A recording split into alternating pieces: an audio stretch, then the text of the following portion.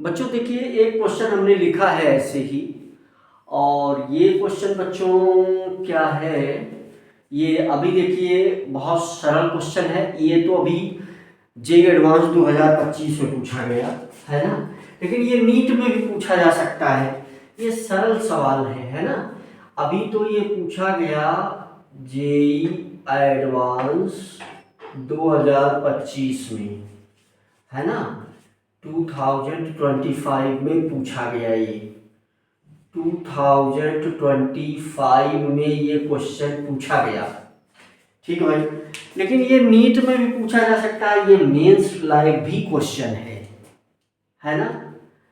तो भाई इसमें जो है क्या सही है हम लोग चेक कर लेंगे, है ना। क्या सही है हम सब लोग चेक कर लेंगे। देखो क्वेश्चन में पढ़ दे रहा हूं। ये क्वेश्चन नीट में भी पूछा जा सकता है भाई, इसका एक आध पार्ट कम कर देगा, है ना। लेकिन पूछा जा सकता है, ऐसा नहीं। मेंस में भी ये क्वेश्चन पूछा जा सकता है। ये देखो एडवांस में भी पूछा गया। तो ऑर्गेनिक के क्वेश्चन देखो, वही जो चैप्टर में हेलो एल्केन हेलो अरीन पढ़ा रहा हूं। देखो फिंकल स्टील रिएक्शन आपने पढ़ा, स्वार्ट्स रिएक्शन आपने पढ़ा, है ना। तो ये रिएक्शन क्या कर चुके हैं आप, पढ़ चुके हैं, ठीक भाई। तो सिंपल सी बात है, क्वेश्चन पढ़ दे रहा हूं, फिर क्वेश्चन को सॉल्व किया जाए। देखो for the reaction sequence given below the correct order statement is slash are. देखो ये रिएक्शन ऐसे दिया गया है कि भाई ये डबल बॉन्ड है HBr से, रिएक्शन कराओ P बनेगा, फिर फिंकल स्टील करा दो, फिर स्वार्ट्स रिएक्शन करा दो तो Q और R बनेगा। अब देखिए यहां पर ये कह रहा है कि in the option X is any, है ना, atom other than C and H। C और H के अलावा X जो है कोई और दूसरा एटम है जो डिफरेंट है, PQR में सेम एटम नहीं है, PQR में सेम एटम नहीं है। तो फिर ये चार ऑप्शन पूछ रहा है, तो पहले तो आपको जो है रिएक्शन ही आना चाहिए। अब इसमें जो भी चीजें लिखी गई हैं वो सब याद रहने वाली चीजें हैं, है ना। उसमें समय बचाने के लिए हमने क्वेश्चन लिख दिया। जेई एडवांस में इस बार हर पोर्शन से 16 क्वेश्चन पूछा गया। फिजिक्स में भी 16 क्वेश्चन पूछा गया, केमिस्ट्री में भी 16 क्वेश्चन पूछा गया, और मैथ में भी, है ना। तो उसी में से एक क्वेश्चन ये भी था। तो कैसे क्या सलूशन है इसका, देखो सलूशन सारे पॉइंट हम ऑप्शन सारे डिस्कस कर लेंगे। देखो रिएक्शन ये है कि देखो ये है अल्कीन, ये क्या है साइक्लोहेक्सीन है। अगर इसका नाम लिखना चाहो तो ये क्या है साइक्लोहेक्सीन है। प्लस इसमें HBr का रिएक्शन, तो तुम्हें पता है कि यही रिएक्शन तो आप पढ़ रहे हो हेलोएल्कीन हेलोअरीन का। तो ये कौन सा मेथड ऑफ प्रिपरेशन है किसका, हेलोअरीन। देखो अगर पकड़ में बात आ रही है तो ये वाली रिएक्शन क्या है, मेथड ऑफ प्रिपरेशन है ऑफ हेलोएल्कीन, है ना। MOP ऑफ हेलोअल्केन है। अब इसमें क्या है, MOP ऑफ हेलोअल्केन में फ्रॉम अल्कीन से है, किससे है, फ्रॉम अल्कीन से। देखो क्वेश्चन के माध्यम से जब हम सीखते हैं चीजें तो हमारे लिए ज्यादा सही हो जाती है। तो देखो ये अल्कीन है, फ्रॉम अल्कीन से अल्केन कैसे बनेगा ये देखो। तो इसका सीधा सीधा मतलब है भाई एक बॉन्ड ये ब्रेक हो जाएगा, ये वाला पाई बॉन्ड, इसमें सबको पता है कि एक ये सिग्मा है ये पाई है, तो ये पाई बॉन्ड ब्रेक होगा HBr जुड़ जाएगा।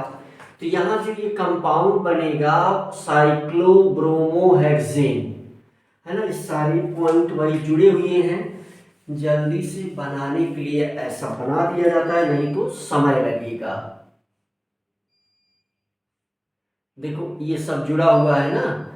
अब देखो हम अगर इसको कहीं पर, ध्यान दे लो, हम अगर इसको कहीं जैसे देखो यहाँ बना दिया है, ये जुड़ा हुआ है, लेकिन अब वैसा बनाएंगे समय लगेगा, इसलिए जल्दी से ऐसा बना देते हैं। तो आपको ये मान के चलना है कि ये जुड़ा हुआ पॉइंट है, ये ऐसे जुड़ा है, ये ऐसे जुड़ा है, ये भी ऐसे जुड़ा है, जल्दी से बनाने के लिए सब जुड़ा है।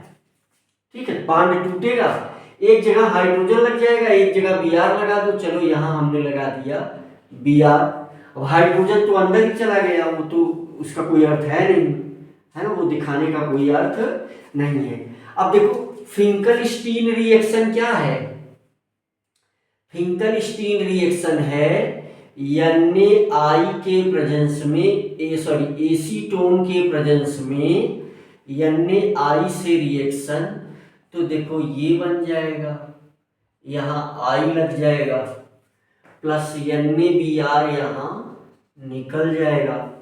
अगर इसी चीज को स्वार्ट्ज रिएक्शन यानी इनऑर्गेनिक हैलाइड AgF, है ना, स्वार्ट्ज रिएक्शन का मतलब AgF से रिएक्शन, है ना, इनऑर्गेनिक, इनऑर्गेनिक फ्लोराइड।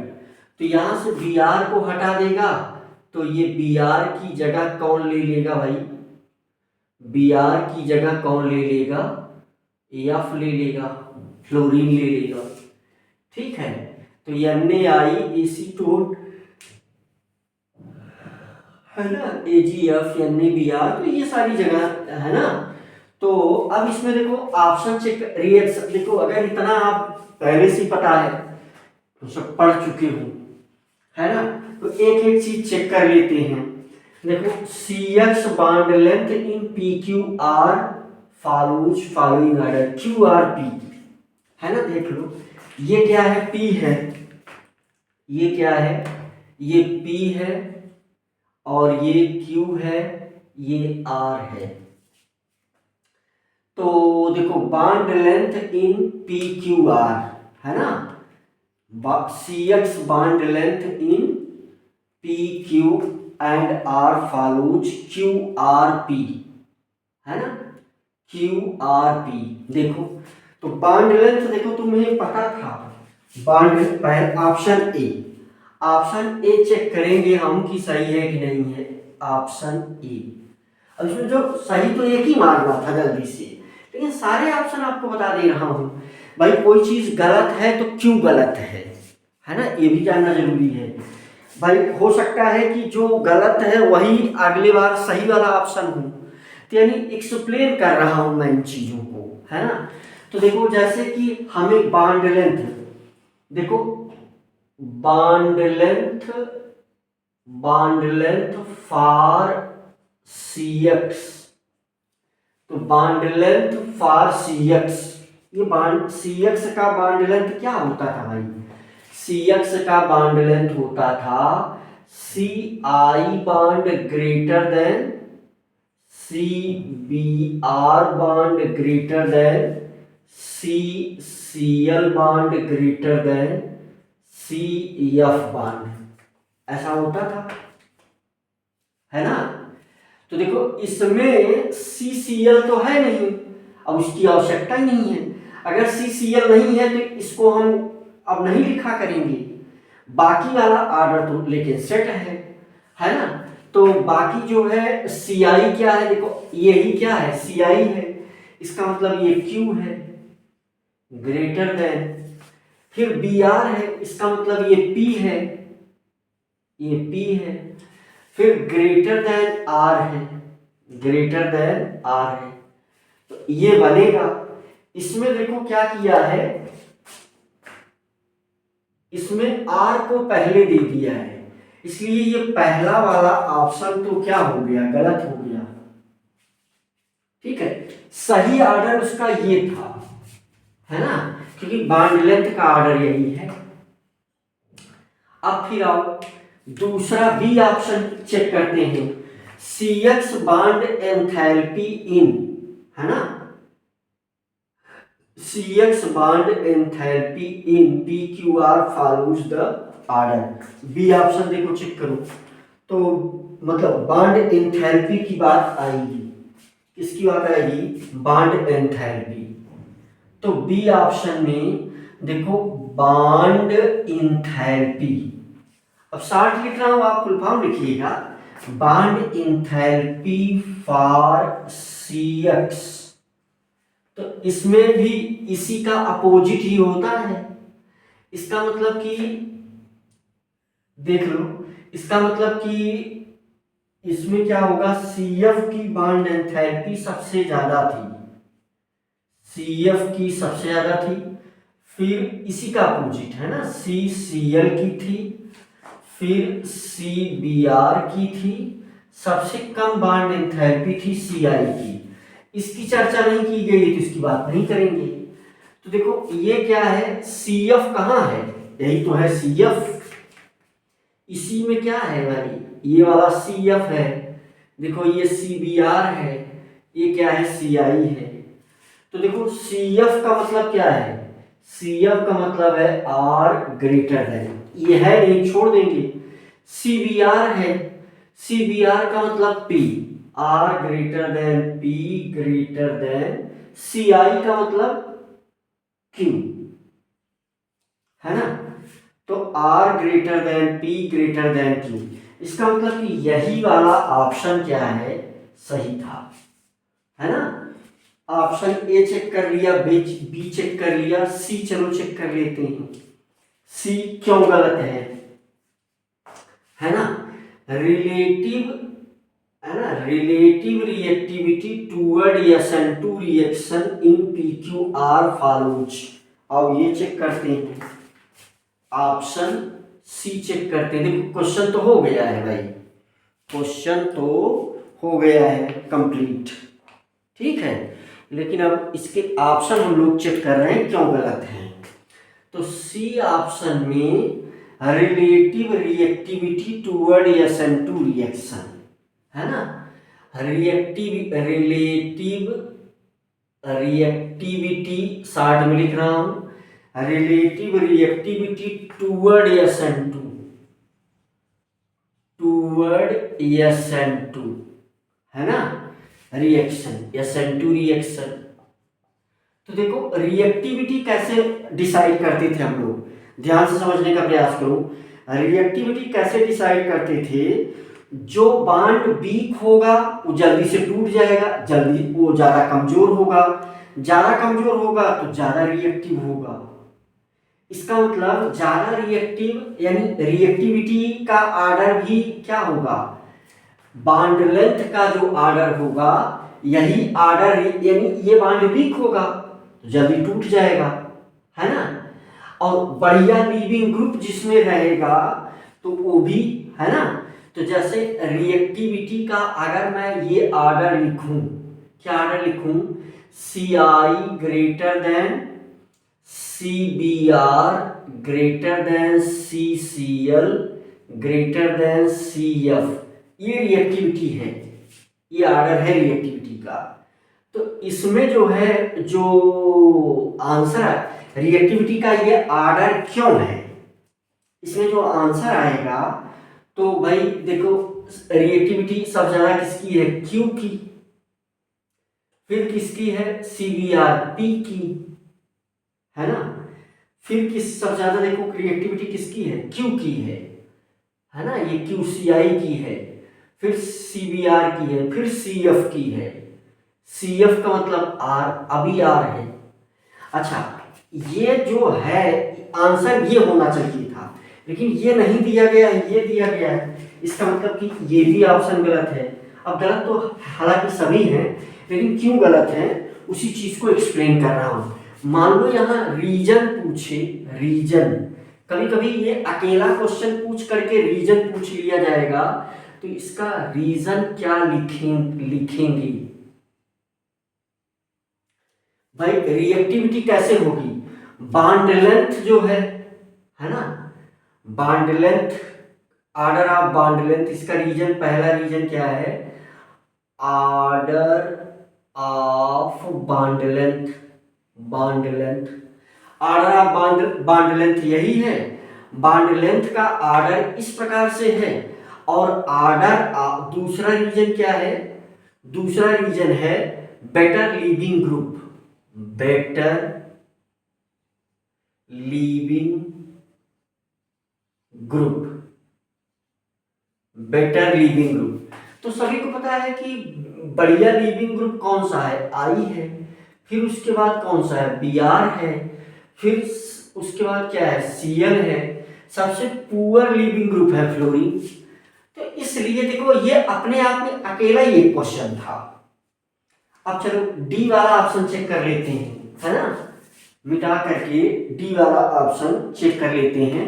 जैसा मैंने ये बात आपको बताया कि भाई जो है ये अपने आप में इसका एक एक क्वेश्चन भी क्वेश्चन है, और ऐसा सब मिला करके भी क्वेश्चन पूछा जा सकता है कभी कभी। भाई नीट में, जेई मेंस में ऐसा क्वेश्चन, एक आध क्वेश्चन जेई एडवांस के ऐसे होते हैं जो बहुत सरल होते हैं। तो देखो इसी चैप्टर का ये क्वेश्चन था जिस चैप्टर को हम पढ़ा रहे थे, हैलोल्केन एंड हैलोअरीन। अब जब से मैं इस चैप्टर को शुरू किया हूँ, अगर कोई स्टूडेंट पुराना सारा सब कवर करता चल रहा होगा, डेली का डेली रिवाइज कर रहा होगा, तो ये सब चीजें बहुत आसान लग रही होंगी। चलो डी ऑप्शन देख लेते हैं, है ना, मिटा करके डी ऑप्शन देख लेते हैं। तो डी ऑप्शन में देखो होना इसमें कौन सा चाहिए था, ये होना चाहिए था क्यू पी आर। इसमें क्या दिया गया, पी आर क्यू, सीधा सीधा उल्टा दे दिया गया, है ना, रिलेटिव रिएक्टिविटी। तो सबसे ज्यादा रिएक्टिविटी किसकी होगी, क्यू की होगी, है ना। क्यों, क्योंकि वो बॉन्ड लेंथ कमजोर है तो जल्दी से बॉन्ड टूट जाएगा, रिएक्शन करेगा, और आई बेटर लिविंग ग्रुप है, जल्दी से छोड़ेगा, है ना। तो देखो डी वाला, डी को एक्सप्लेन किया जाए कि डी ऑप्शन क्यों गलत है, डी ऑप्शन क्यों गलत है, इसको एक्सप्लेन किया जाए। तो देखो pKa value for the conjugate acid of the leaving groups in PQR follows the order RQP, है ना। तो अब देखो लीविंग ग्रुप बनाओ, ऑप्शन है कौन सा, डी, ऑप्शन डी का लीविंग ग्रुप, लीविंग ग्रुप, है ना। तो लीविंग ग्रुप भाई क्या है, आई माइनस है, उसके बाद फिर बी आर माइनस है, फिर कौन सा है भाई leaving group, C L minus, C L नहीं है चर्चा नहीं करेंगे, एफ माइनस है, ठीक भाई। अब इसका कॉन्जुगेट, है ना, अब इस चीज का क्या कह रहा है, कॉन्जुगेट एसिड, इस चीज का कॉन्जुगेट एसिड। तो सब बच्चों को पता है कि, सभी बच्चों को पता है कि कॉन्जुगेट एसिड कब बनेगा, जब इस पे H प्लस ऐड हो जाए। तो इसका मतलब कि H प्लस अगर इसमें ऐड होगा तो क्या बन जाएगा, HI बन जाएगा, ये क्या बन जाएगा, HBr बन जाएगा, ये क्या बन जाएगा, HCl बन जाएगा, ये क्या बन जाएगा, HF बन जाएगा, ठीक है भाई, HF बन जाएगा। तो pKa वैल्यू, अब ये चीज, ये क्वेश्चन कहां से कनेक्ट हो रहा है, ये क्वेश्चन कनेक्ट हो रहा है। अब देखो यही एडवांस की खासियत होती है कि वो 2 चैप्टर को जोड़ देता है, 3 चैप्टर को जोड़ देता है। तो ये चैप्टर इक्विलिब्रियम से है ना, ये चैप्टर कहाँ से है, इक्विलिब्रियम से है, वो भी आयनिक इक्विलिब्रियम से है। तो आयनिक इक्विलिब्रियम का में जो है कॉन्जुगेट एसिड बेस का कांसेप्ट है, लेकिन ये चैप्टर किसका है, ये चैप्टर इससे कनेक्टेड है। तो देखो यहां पर देखो बांड कौन सा बड़ा होगा, कौन सा बांड छोटा होगा, किसका डाइपोल मोमेंट ज्यादा होगा, किसका डाइपोल मोमेंट कम होगा, इन सारी चीजों की चर्चा की गई है। अब देखो वही एक क्वेश्चन नहीं बल्कि इसको आप कितना क्वेश्चन मान के चलो कि हम 4 क्वेश्चन करवाए, क्योंकि ABCD सारे ऑप्शन को हम एक्सप्लेन कर रहे हैं, है ना। अब इसमें pKa वैल्यू किसकी ज्यादा होगी, है ना, ऑर्डर ऑफ pKa वैल्यू। तो देखो सिंपल सी बात है, पी के ए वैल्यू का क्या डिफाइन करेगा, पी के ए वैल्यू ये डिफाइन करेगा कि जिस चीज की, है ना, जिसकी वैल्यू ज्यादा होगी, पी के ए की वैल्यू जिसकी ज्यादा होगी, है ना, तो वो उतना अच्छा एसिड नहीं होगा, है ना, पी के ए वैल्यू। तो पी के ए वैल्यू, अगर हम इसमें पी के ए वैल्यू को डिटरमाइन करें तो भाई एच एफ जो है वो जल्दी से नहीं टूटेगा, है ना, एच एफ जो है जल्दी से नहीं टूटेगा। तो इसमें पी के ए वैल्यू जो है क्या है, अब ये आर्डर तो ये दिया गया है, पी के ए वैल्यू का आर्डर ये रहेगा भाई, पी के ए वैल्यू का आर्डर, यहां से पी के ए वैल्यू का आर्डर तो एच आई से ज्यादा होगा, है ना, एच बी आर का, एच बी आर से ज्यादा होगा एच सी एल का, और एच सी एल से ज्यादा होगा एच एफ का। ये पी के ए वैल्यू का आर्डर हो जाएगा, किसका आर्डर हो जाएगा, पी के ए वैल्यू का आर्डर हो जाएगा ये, है ना। तो इसका मतलब कि क्या है, सबसे ज्यादा किसका है, क्यू का है। तो इसमें जो है क्यू, है ना, ये क्यू का सबसे ज्यादा है। फिर उसके बाद किसका बनेगा, पी का बनेगा, है ना। तो क्यू, फिर यहां पर पी, फिर उसके बाद आर का बनेगा, है ना, क्यू पी आर। तो ये पी के वैल्यू का आर्डर है। उसने क्या दिया है ना, R greater than Q greater than P. ये इतना उल्टा हो गया, आर ग्रेटर देन, आर सही है, greater than P greater than Q. तो इस वजह से ये गलत हो गया, ये होना चाहिए था। सब में मैंने आंसर लिखा है ना। पहला गलत क्यों हो गया, क्योंकि ये होना चाहिए था। पहला गलत क्यों हो गया, क्योंकि ये होना चाहिए था, होना ये चाहिए था, और हो ये गया, है ना, होना ये चाहिए था। दूसरे में ये होना चाहिए था, यही दिया भी गया था, इसलिए सही हो गया। तीसरे में क्या होना चाहिए था, तीसरे में ये वाला होना चाहिए था, लेकिन तीसरे में देखिए पी आर क्यू दिया गया है, होना चाहिए था क्यू पी आर।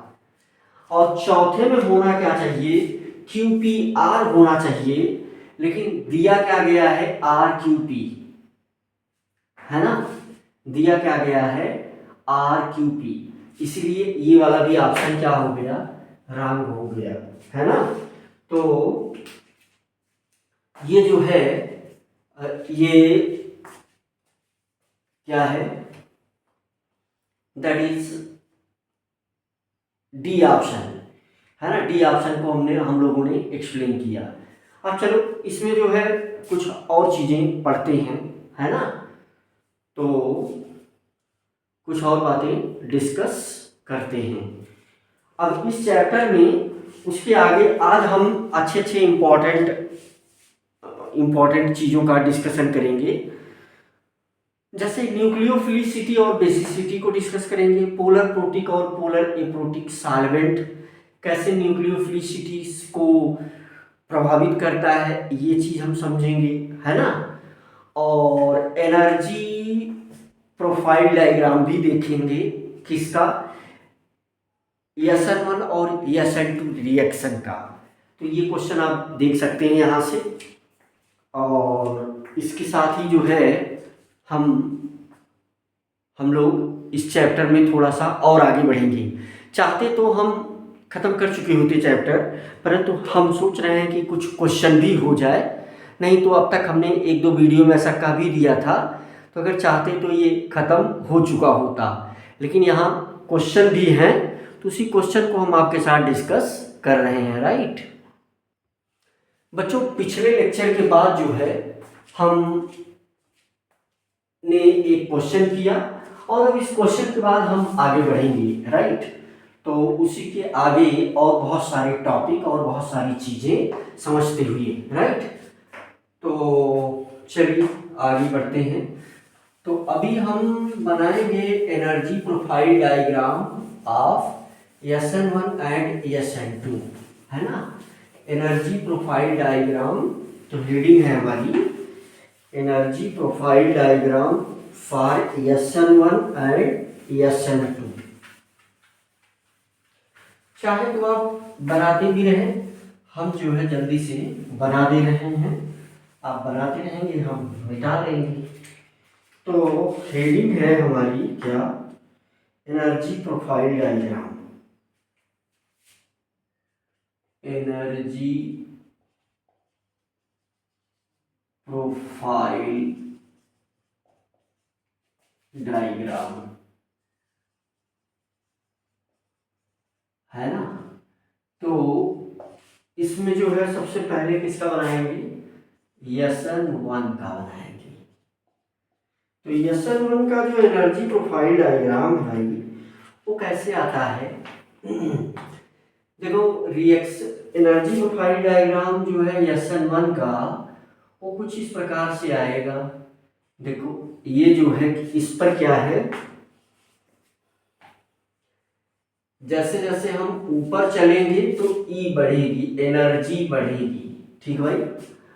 और ये प्रोग्रेस ऑफ रिएक्शन है, ये क्या है, प्रोग्रेस ऑफ रिएक्शन। तो इस वाली लाइन पर, ठीक है भाई। अच्छा कैसे, इसका देखो रिएक्टेंट है, रिएक्टेंट से ये जो है ट्रांजिशन स्टेट कार्बोकैटायन, फिर ट्रांजिशन स्टेट, फिर क्या प्रोडक्ट, है ना। ये वाला पॉइंट क्या है, रिएक्टेंट है, रिएक्टेंट, और ये क्या है, प्रोडक्ट है, प्रोडक्ट। अब देखो ट्रांजिशन स्टेट 1 है, ये ट्रांजिशन स्टेट 1 है, ये इस वाले, ये वाला जो पॉइंट है, ये वाला जो पॉइंट है ये है ट्रांजिशन स्टेट 2। ये क्या है, कार्बोकैटायन वाला पॉइंट है, ये वाला पॉइंट कार्बोकैटायन यानी C+ के लिए है, क्या है, कार्बोकैटायन वाला पॉइंट है, और ये रिएक्टेंट और प्रोडक्ट है ना। तो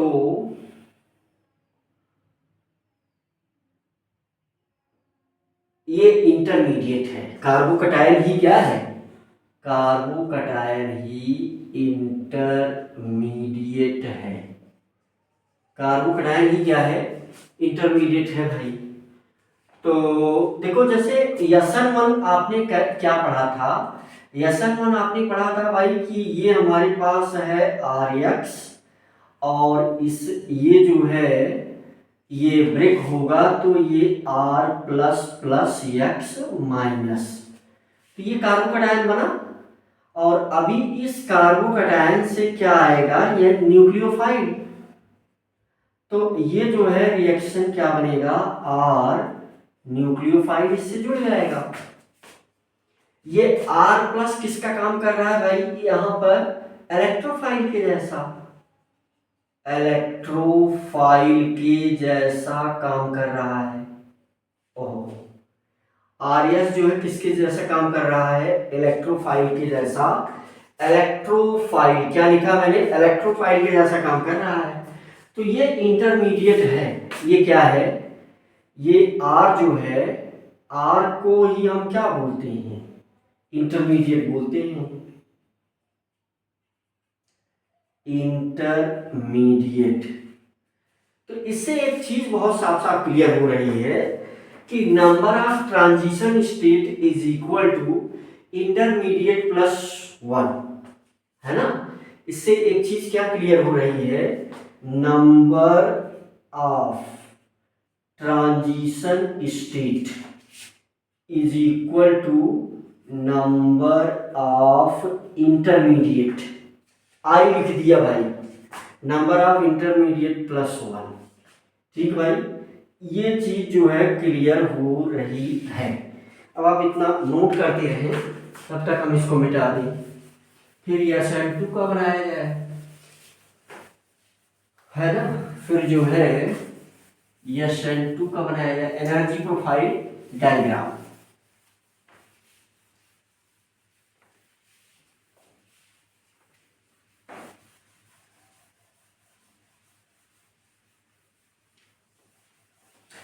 अच्छा, जैसे कोई पूछता है एनर्जी प्रोफाइल डायग्राम का यूज क्या है, भाई बहुत सारा यूज है ना। इंटरमीडिएट जो बन रहा है, ट्रांजिशन स्टेट जो बन रही है ना।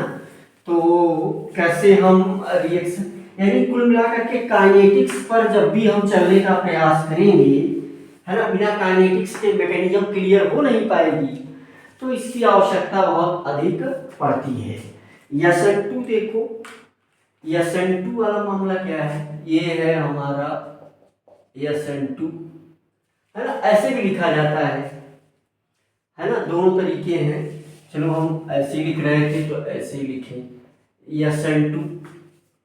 SN2 में कोई इंटरमीडिएट तो बनता नहीं, तो इसलिए SN2 का एनर्जी प्रोफाइल डायग्राम कुछ सिंपल ऐसे ही हो जाएगा। इस पर E बढ़ेगा, यहां से ये चल करके ये रिएक्टेंट, है ना, ये क्या है भाई, रिएक्टेंट है,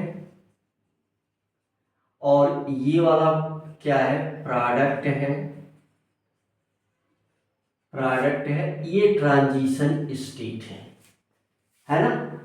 तो अब देखो इसमें नंबर ऑफ इंटरमीडिएट कितना होगा, number of transition state is equal to number of intermediate plus one. तो इसमें कोई इंटरमीडिएट नहीं है, इसलिए नंबर ऑफ ट्रांजिशन स्टेट इसमें कितना है, नंबर ऑफ ट्रांजिशन स्टेट, है ना, number of transition state is equal to कितना आ रहा है, 1 आ रहा है।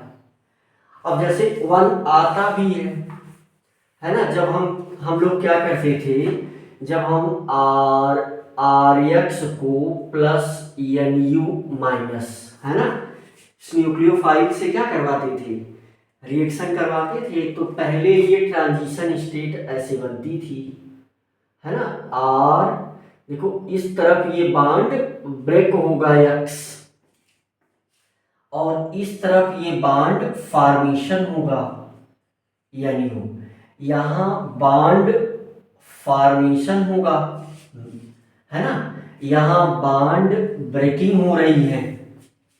ठीक है भाई, तो ये ट्रांजिशन स्टेट यही क्या थी, यही इसी को बोलते थे हम लोग ट्रांजिशन स्टेट। अच्छा, फिर क्या मामला होता था कि ये NU बॉन्ड बन जाता था R के साथ, प्लस ये X माइनस बाहर निकल जाता था, और है ना, X माइनस बाहर निकल जाता था। तो ये वाला जो है SN2 के लिए है। देखो ऐसा कभी हमसे क्वेश्चन कर सकता है, तो आप इसे पॉज करके बना लें, या बना चुके हैं तो हम आगे बढ़ जाएं, क्योंकि मैं खुद ही बहुत स्लो पढ़ाता रहता हूँ। मुझे लग रहा है कि आप उसको पॉज करके बना सकते हैं, अगर नहीं बनाए होंगे तो मैं मिटा दे रहा हूँ, है ना। तो ये एनर्जी प्रोफाइल डायग्राम हुआ भाई। केमिकल काइनेटिक्स जो बच्चे पढ़ लेते हैं थोड़ा पहले, तो कई जगह जो है उसकी जरूरत पड़ती है, मतलब समझने में। तो ये सब डायग्राम पर आप अपना दिमाग लगा सकते हैं भाई कि इसकी जरूरत पड़ेगी। क्वेश्चन देखो, अगर ऐसा कुछ क्वेश्चन आए हमारे सामने तो क्या मामला होगा, अगर ऐसा क्वेश्चन हमारे सामने आए तो इसको हम कैसे सॉल्व करेंगे। ये क्वेश्चन है ना, इस पर E इंक्रीज कर रहा है, यहां से ऐसा, है ना, यू कैन से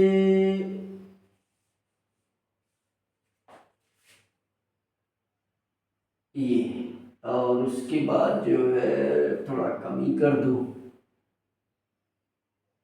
है ना। तो ये क्या है, इस पर क्या बनेगा, प्रोग्रेस ऑफ रिएक्शन। इस लाइन पर क्या बनता है, प्रोग्रेस ऑफ रिएक्शन। तो यहां भी बनेगा वही भाई, प्रोग्रेस ऑफ रिएक्शन, है ना, प्रोग्रेस ऑफ रिएक्शन। ठीक भाई। तो ये मामला क्या होगा, ये होगा क्या, रिएक्टेंट, ये होगा क्या, प्रोडक्ट। अब इसमें जितने भी वर्ड मैं लिख रहा हूं कुछ भी पूछ सकता है। ये है ट्रांजिशन स्टेट 1, ये क्या है, ट्रांजिशन स्टेट 2, ये क्या है, ट्रांजिशन स्टेट 3, है ना। तो ये क्या है, कार्बोकैटायन प्लस सी की ये जगह है प्लस सी, यानी first carbocation and second carbocation. ठीक भाई, फर्स्ट कार्बोकैटायन कामा सेकंड कार्बोकैटायन। ठीक है। तो इसमें जितनी भी चीजें लिखी गई हैं वो सब आपसे पूछी जा सकती हैं। रिएक्टेंट कहाँ है, प्रोडक्ट कहाँ है, कितने कार्बोकैटायन बन रहे हैं, कितना ट्रांजिशन, है ना, ये सब प्रश्न पूछा जा सकता है। नंबर ऑफ कार्बोकैटायन, तो नंबर ऑफ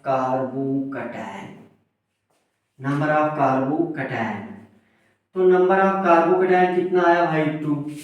ये दूसरा क्वेश्चन पूछा जाएगा। नंबर ऑफ इंटरमीडिएट, ये कितना आएगा, 2। सी क्वेश्चन पूछा जाएगा। Number of transition state equal to 3। ठीक है। तो इसको देख करके सी रिएक्शन, है ना, ABCD, ये रिएक्शन एक्जो है या एंडो। देखो रिएक्टेंट की एनर्जी ज्यादा है, प्रोडक्ट की कम है, इसका मतलब एक्जोथर्मिक रिएक्शन है। ये कैसा रिएक्शन है, एक्सोथर्मिक रिएक्शन है ये। ठीक भाई। कितने रिएक्शन के लिए डायग्राम बनाया गया है, ABCDE। above diagram is only for one reaction, above diagram is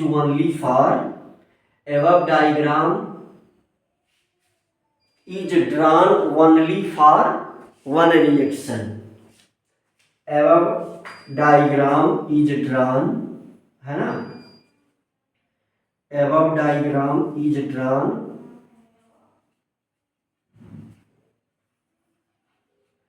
only for one reaction।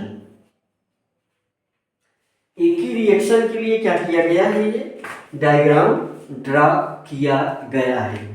एक ही रिएक्शन के लिए ये डायग्राम ड्रा किया गया है। ठीक है भाई। तो अब हम लोग क्या देखने वाले हैं, न्यूक्लियोफिलिसिटी, है ना। चलो देखो, न्यूक्लियोफिलिसिटी और बेसिसिटी और न्यूक्लियोफिलिसिटी में क्या डिफरेंस है, हेडिंग है हमारी, हम पढ़ने जा रहे हैं न्यूक्लियोफिलिसिटी।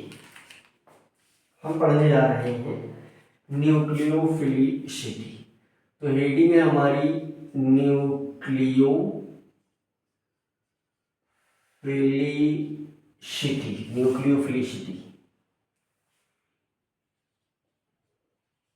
है ना। ये है हमारी हेडिंग भाई। तो एक प्रश्न बहुत कॉमन सा पूछा जाता है कि what is the difference between nucleophilicity and basicity. ये बहुत कॉमन सा प्रश्न पूछा जाता है। तो देखो इसमें पॉइंट फर्स्ट जो है ये ऐसा है पॉइंट कि न्यूक्लियोफिलिसिटी, है ना, और बेसिसिटी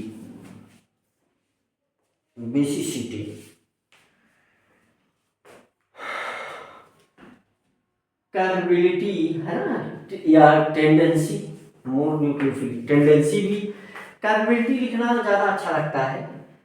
कैपेबिलिटी टू गिव है ना, capability to give one pair electron, capability to give है ना, टेंडेंसी टू गिव, टेंडेंसी भी है ना, तो tendency tendency to give one pair of electron, one pair, tendency to give one pair of electron to electrophile है ना, one pair of electron, tendency to give one pair of electron by nucleophile, nucleophile,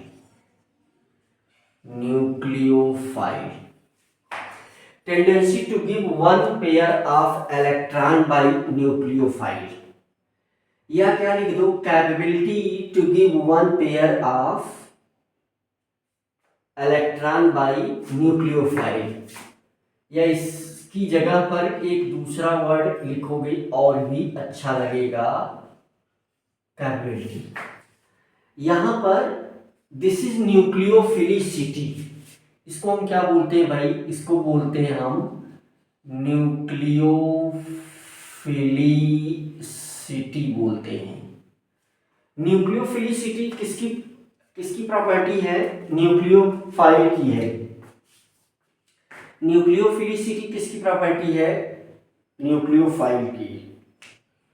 tendency है, nucleophilicity is tendency to give one pair of electron.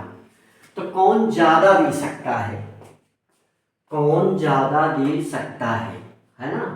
जैसे देखो समझने वाली बातें हैं यहाँ पर। तो अगर tendency to give one pair of electron to H+ only है ना, तो या कैपेबिलिटी है ना, टेंडेंसी या जो है कैपेबिलिटी, दोनों वर्ड यूज कर सकते हो। Capability to give one pair of electrons, one pair of electrons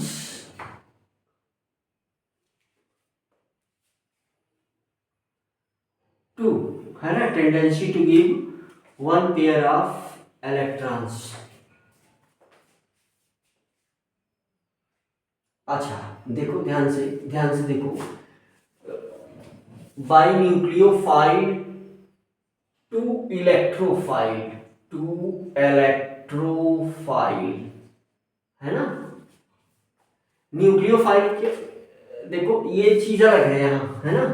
देखो तो फिर सुन लो, tendency to give one pair of electron by nucleophile to electrophile, this is known as nucleophilicity of nucleophile,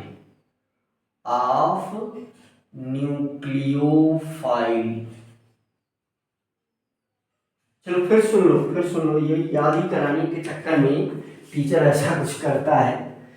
फिर से सुन लो, एक बार फिर सुनो भाई, देख करके सुनो और यही लिखना। टेंडेंसी और capability to give one pair of electron by nucleophile to electrophile is known as nucleophilicity of nucleophile. इसमें ऐसा नहीं करूंगा, साफ साफ लिख दूंगा, tendency to give one pair of electrons, tendency to give one pair of electrons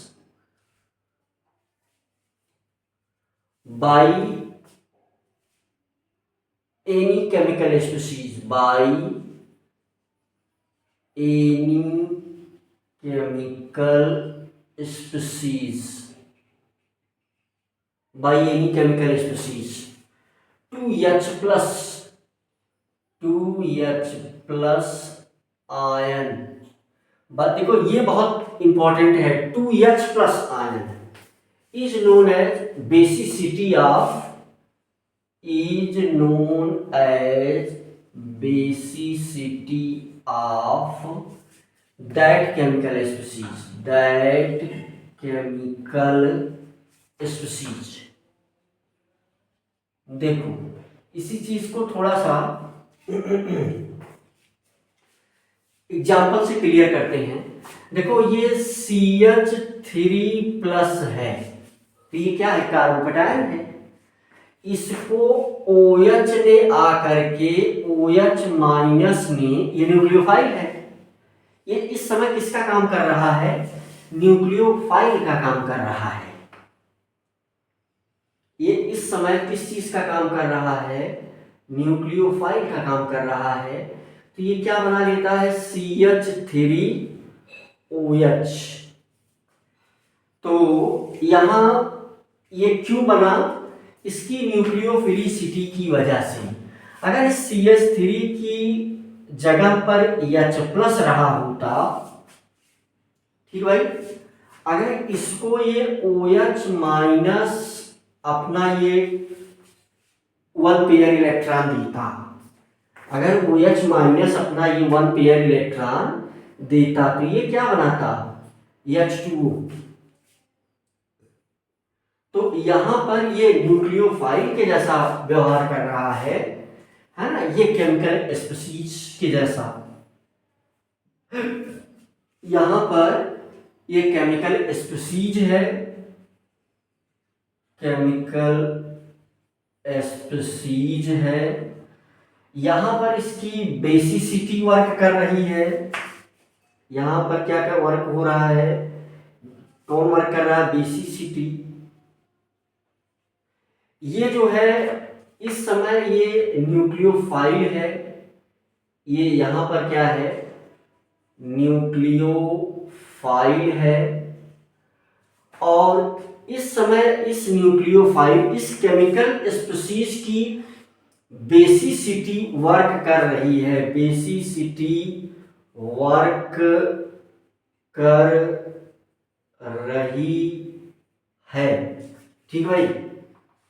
यहां पर न्यूक्लियोफाइल की न्यूक्लियोफिलिसिटी, न्यूक्लियोफाइल की न्यूक्लियोफिलिसिटी वर्क कर रही है, ठीक भाई। ऐसा हमेशा आप समझिएगा, ऐसा सभी के केस में है ना। देखो ये एग्जाम्पल 1 हो गया। देखो ये एग्जाम्पल 1 दे दिया। एग्जाम्पल दूसरा देखो, जैसे CH3+ को अगर Cn- क्या दे दी, 1 पेयर इलेक्ट्रॉन, 1 पेयर इलेक्ट्रॉन्स, तो 1 पेयर इलेक्ट्रॉन दे देगा तो क्या बनेगा, बॉन्ड फॉर्मेशन। देखो क्या बनेगा, bond formation, CH3 single bond Cl। क्या बात क्लियर हुई। लेकिन यही चीज जो है अगर H+ को दे रहा है ये Cn-, अभी इसकी न्यूक्लियोफिलिसिटी की वजह से ऐसा है, यहां पर ये बेसिसिटी हो जाएगी, ठीक भाई। केवल H+ को अगर दे दे, यहां भी क्या बनेगा, बॉन्ड फॉर्मेशन, है ना। यहां भी ये इलेक्ट्रॉन दे रहा है एक पेयर, है ना, 1 पेयर इलेक्ट्रॉन यहां भी दे रहा है। तो यहां न्यूक्लियोफाइल वर्क कर रहा है ना, यहां पर न्यूक्लियोफाइल वर्क कर रहा है। यहां पर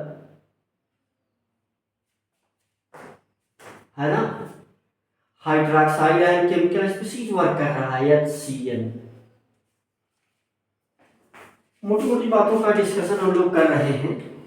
न्यूक्लियोफिलिसिटी मुझे लग रहा है कि आप समझ गए होंगे। केवल H+ को लोन इलेक्ट्रॉन पेयर देना, देखो लोन पेयर यहां नहीं कहा जाएगा, है ना। इलेक्ट्रॉन पेयर अगर कहा जा रहा है तो फिर लोन पेयर भी कह सकते हो। क्योंकि अब यहाँ माइनस चार्ज की वजह से इसको लोन पेयर ना कहो, लेकिन अगर कहीं लोन पेयर दिया जा रहा है तो उसको लोन पेयर हम कह सकते हैं। आगे देखो क्या है मामला, क्या बताना चाहता हूं मैं यहाँ ये बताना चाहता हूं बच्चों। अच्छा चलो, इसमें एक बात आपको ये समझना है, सॉल्वेंट को समझना है। क्या समझना है? सॉल्वेंट आपको पता होना चाहिए। सॉल्वेंट में ये दो प्रकार के सॉल्वेंट यहाँ हमारे सामने आएंगे। एक तो होगा पोलर प्रोटिक सॉल्वेंट, है ना, कौन सा? पोलर प्रोटिक सॉल्वेंट, क्या बोलेंगे इसको? पीपीएस। दूसरे को क्या बोलेंगे? Polar aprotic solvent. ठीक है भाई, इसको क्या बोलेंगे? Polar aprotic solvent. Polar aprotic solvent, ठीक है भाई। इसको क्या बोलेंगे? एपीएस बोलेंगे। क्या बोलेंगे इसको? एपीएस बोलेंगे, राइट।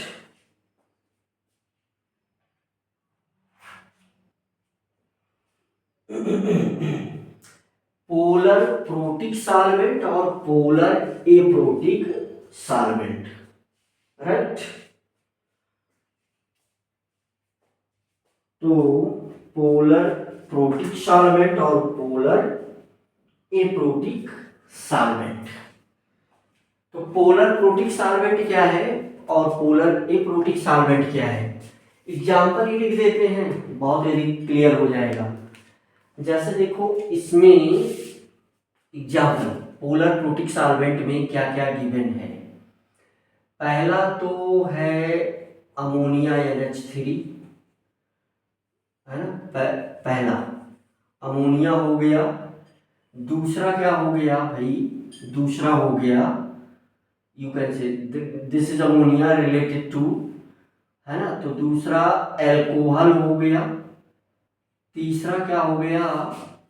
पोलर प्रोटिक सॉल्वेंट में एल्कोहल हो गया। एसिड हो गया RCOOH, पोलर प्रोटिक में भी आ जाएगा। तो इसमें जो है कौन कौन सा यूज किया जाता है इसमें? जैसे इसमें जो है आप कह सकते हो CH3 हो गया, CH3OH हो गया, C2H5OH हो गया। इसमें तो है CH3COOH, HCOOH, है ना, polar protic, you can see, है ना। तो पोलर प्रोटिक सॉल्वेंट, यहाँ जो है H2O भी पोलर प्रोटिक, ये भी पोलर प्रोटिक है ना। अमोनिया, एल्कोहल, एसिड और पानी। और पोलर एप्रोटिक में क्या क्या आ जाएगा? जैसे पहला हो गया एसीटोन, तो देखो CH3 double bond O, acetone है ये। दूसरा देखो, दूसरा है DMF, डाइमेथाइल फॉर्मामाइड, है ना। तो देखो C double bond O, single bond H, single bond N, NH3 ओ, NH2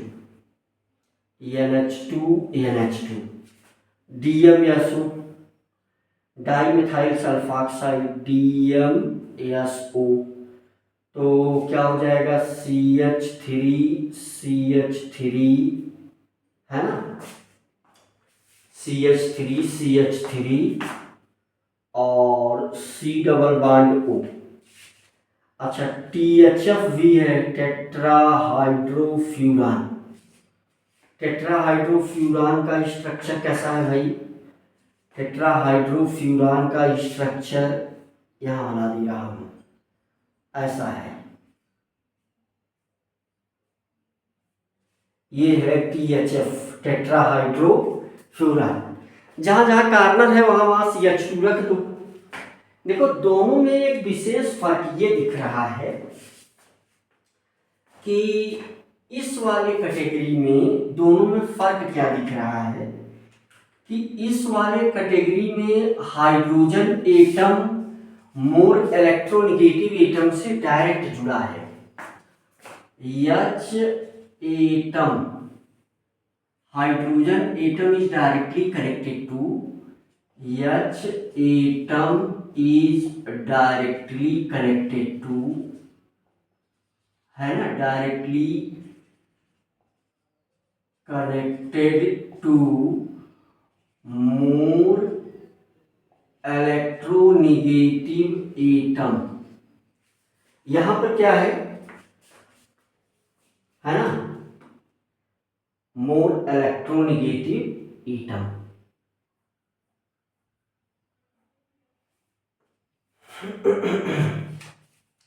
यहां पर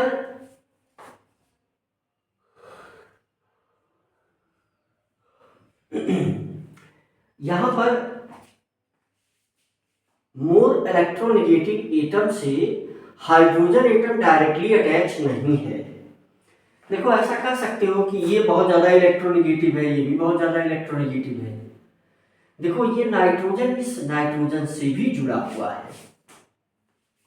है ना, और यहां से ये क्या क्यों लगा है, ऑक्सीजन, तो यहां बैलेंस हो जा रहा है ना। ये एक सामान्य प्रक्रिया इसमें बन रही है ना।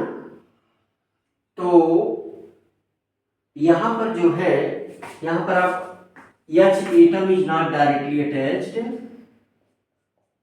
नॉट है ना, not directly attached to more electronegative atom,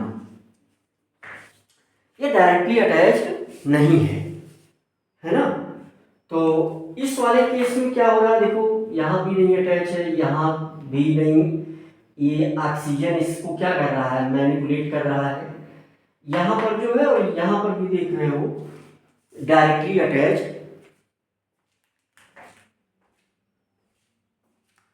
attached नहीं है, राइट। बच्चों न्यूक्लियोफिलिसिटी को समझने के लिए ये सॉल्वेंट वाला पॉइंट जानना आवश्यक था, इसीलिए हमने इसको लिख दिया है ना। और इसका जो है, अगर हम एक पॉइंट ये बता दें, तो ये सब तो इसके एग्जाम्पल हो गए। इसका जो है बच्चों, इस चीज का पोलर, इसका म्यू नॉट है ना, डाइपोल मोमेंट है ना, म्यू नॉट का मतलब डाइपोल मोमेंट, ये इसका अधिक होता है, और इसका डाइपोल मोमेंट, इसका म्यू नॉट जो है वो कम होता है। तो इसमें एक ही बार इसका म्यू नॉट कम होता है ना, डाइपोल मोमेंट। म्यू नॉट का मतलब क्या है, डाइपोल मोमेंट, डाइपोल मोमेंट, ठीक भाई। न्यूक्लियोफिलिसिटी को समझने के लिए ये वर्ड जानना आवश्यक था। तो चलो हम लोग समझ रहे हैं न्यूक्लियोफिलिसिटी। न्यूक्लियोफिलिसिटी जो है कंप्लीटली समझने के लिए हमने 2 पॉइंट लिखे। और चीजें क्या क्या जानना है, न्यूक्लियोफाइल कितने टाइप का है, तो न्यूक्लियोफाइल भाई निगेटिव भी हो सकता है और न्यूट्रल हो सकता है और पाई इलेक्ट्रॉन वाला हो सकता है।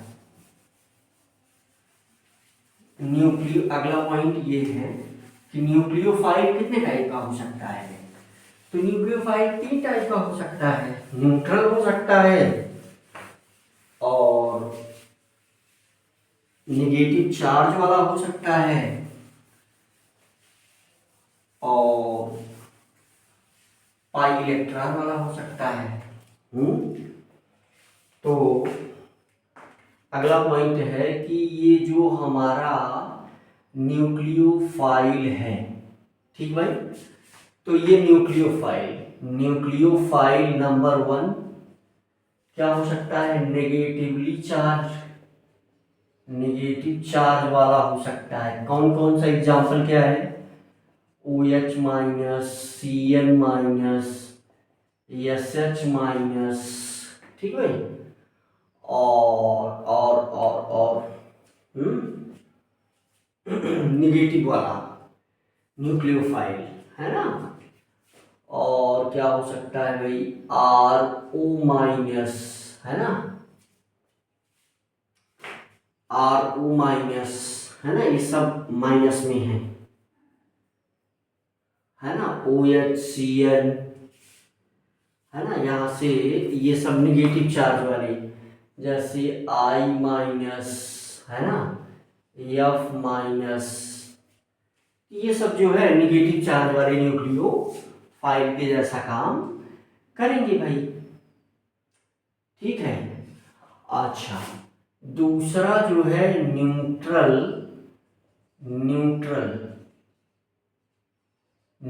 वाला कौन कौन सा है, जैसे NH3 है, जैसे RNH2 है, जैसे और क्या है भाई, जैसे H2O भी किसका काम करेगा, न्यूक्लियोफाइल का काम करेगा। जैसे ROH किसका काम करेगा, न्यूक्लियोफाइल का काम करेगा। ये न्यूट्रल वाले बन रहे हैं। पाई इलेक्ट्रॉन वाले कौन कौन से भाई, पाई इलेक्ट्रॉन जिसमें क्या प्रेजेंट है, पाई इलेक्ट्रॉन्स वाले। तो ये देखो, ये किसका एग्जांपल है, इथीन का। तो अल्कीन जो है काम करेगा, और क्या कौन सा काम करेगा, यानी अल्कीन काम करेगा, अल्कीन का पाई इलेक्ट्रॉन, अल्काइन का पाई इलेक्ट्रॉन, अल्काइन का पाई इलेक्ट्रॉन, और बेंजीन का पाई इलेक्ट्रॉन। बेंजीन का जो ये पाई इलेक्ट्रॉन है, ये न्यूक्लियोफाइल के जैसा काम करेगा। ठीक है, तो ये इलेक्ट्रॉन जो है अगर लोन पेयर के रूप में, यानी पेयर के रूप में अवेलेबल हैं, तो ये न्यूक्लियोफाइल के जैसे काम करेंगे। ये बहुत सारा न्यूक्लियोफाइल हमने लिखा है आपके सामने, राइट। एक जो है, एक बड़ी मिस्टेक हो गई बेटा, इसके लिए वेरी वेरी सॉरी भाई। जो है ये कई बार देखो, इसको कई बार और भी लिखा है ना, लेकिन वही दिमाग में दौड़ रहा था कि ये वाला सेंटेंस सही है, फिर ये कैसे मिस हो रहा है। ये जो है CH3 है ना, इसको और भी कई बार लिखा है, एक गलती से लिख उठा और दिमाग कुछ और सोच रहा था, है ना, तभी इस पर दिमाग जा रहा था, कैसे मिस हो रहा है। CH3 है ना, डाइमेथाइल फार्मामाइड, तो यही दो मेथिल यही है, CH3। अब बिल्कुल क्लियर है। असल में पढ़ा यहाँ रहा था आपको, लेकिन दिमाग इस पर जा रहा था कि यार ये सब फिट बैठता था, लेकिन कैसे फिट नहीं बैठ रहा है। तो अभी दिमाग गया पीछे से देखा, तो ये दिमाग में आया नहीं, ये CH3 है। ठीक भाई।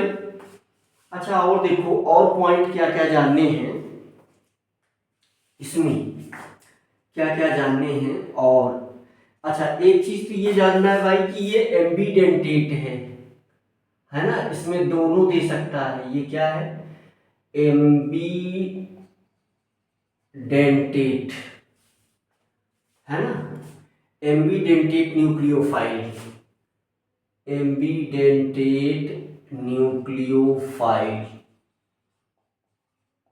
ये एम्बीडेंटेट के जैसा काम करेगा।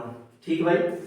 और क्या जानना है, और आपको अगले पॉइंट में ये जानना है कि नेगेटिव चार्ज वाला न्यूक्लियोफाइल है ना, जैसे नेगेटिव चार्ज वाला न्यूक्लियोफाइल ज्यादा स्ट्रांग होता है। जैसे OH माइनस ये न्यूक्लियोफाइल है, और H2O भी न्यूक्लियोफाइल है, तो ये ज़्यादा स्ट्रांग है ना। जैसे NH2 माइनस, NH2 माइनस ये NH3 से ज़्यादा है। जैसे SH माइनस, SH माइनस ये किससे ज़्यादा है, H2S से ज़्यादा है ना। RO minus, RO minus ROH से ज़्यादा स्ट्रांग है। ठीक है भाई, एक पॉइंट ये जानना है कि निगेटिवली चार्ज वाले मोर स्ट्रांग हैं। ये क्या है, मोर स्ट्रांग है, मोर स्ट्रांग न्यूक्लियोफाइल।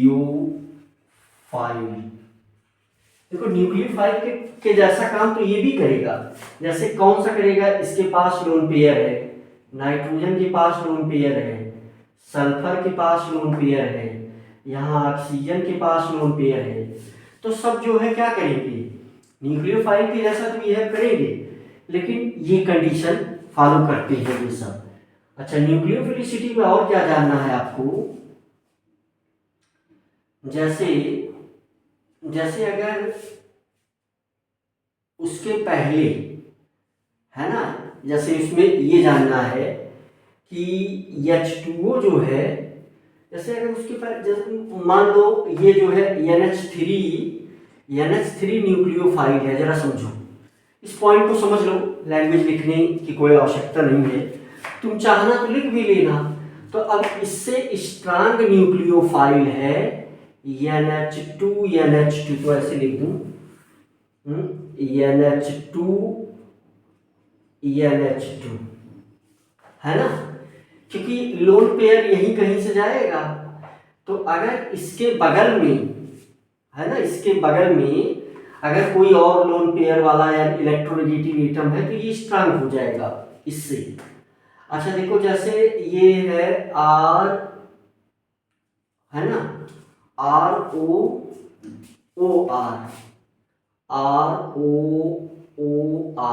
अगर ऐसा कुछ है हमारे पास ROOR, ठीक है, ROOR, तो ये ज्यादा स्ट्रांग है ROH से। जैसे HSH ये ज्यादा स्ट्रांग है किससे, H2S से, है ना, H2S से। जैसे ये H2O है और इसके बगल में O के बगल में एक O लग गया H, ये ज़्यादा स्ट्रांग है। तो ऐसे ही मोटी मोटी बातें हैं जो कि आपको आराम आराम से याद होती जाएंगी, और एक बार लिखने से, एक बार देखने से, पढ़ने से चीज़ें दिमाग में बैठेंगी, राइट। चलो कुछ पॉइंट और देखते हैं। जैसे देखो यहाँ मुझे लग रहा है आप समझ गए हो, है ना। देखो ये देने वाला है, इसके बगल मोर इलेक्ट्रोनेगेटिव है, ये ऑक्सीजन देने वाला है, इसके बगल मोर इलेक्ट्रोनेगेटिव है, ये सल्फर देने वाला है इलेक्ट्रॉन पेयर, इसके बगल मोर इलेक्ट्रोनेगेटिव है, ये ऑक्सीजन देने वाला है, इसके बगल मोर इलेक्ट्रोनेगेटिव है ना।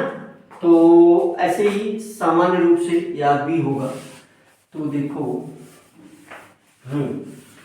तो अगला पॉइंट समझो, अगला पॉइंट क्या है। अब ये एग्जाम्पल ही है, एग्जाम्पल के सहारे इसमें आप चीजें ज्यादा समझेंगे। जैसे देखो, जैसे अगर हम एसिडिक स्ट्रेंथ की बात करेंगे, देखो पॉइंट को जरा समझो। पॉइंट क्या है कि जब हम किसी पीरियड में, है ना, पीरियड में अगर हम आगे बढ़ते हैं, देखो कार्बन है, कार्बन के बाद नाइट्रोजन, नाइट्रोजन के बाद ऑक्सीजन, और ऑक्सीजन के बाद भाई क्या आ जाएगा, फ्लोरीन, है ना। Carbon, nitrogen, oxygen, fluorine. Hydrogen लगाओ, इसको 4 चाहिए, इसको 3 चाहिए, इसको 2 चाहिए, इसको 1 चाहिए। तो एसिडिक स्ट्रेंथ का ऑर्डर तो ये है ना, एसिडिक स्ट्रेंथ,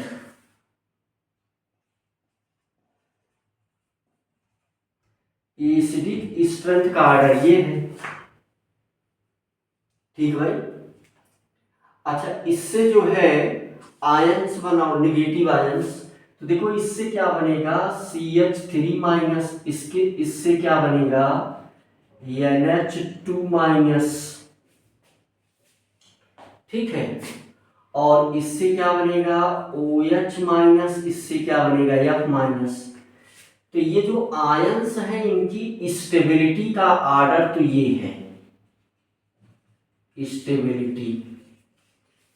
लेकिन जो है इस डायरेक्शन में स्टेबिलिटी बढ़ेगी। लेकिन अगर जरा विचार उस पर, न्यूक्लियोफिलिसिटी CH3 है ना, CH3 NH2 plus, CH3 minus NH2 minus OH minus F minus, इसकी न्यूक्लियोफिलिसिटी और बेसिसिटी का ये है, न्यूक्लियोफिलिसिटी और basicity.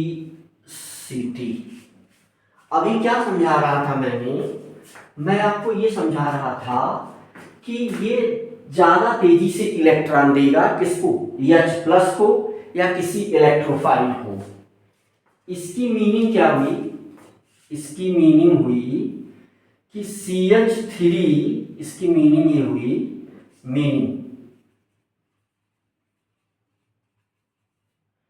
CH3 has more tendency to give. इसकी मीनिंग क्या हुई कि CH3 minus has more tendency, या क्या, कैपेबिलिटी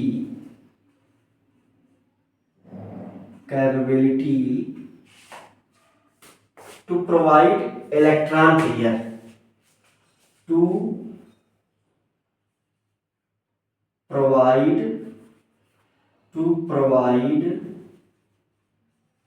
इलेक्ट्रॉन पेयर,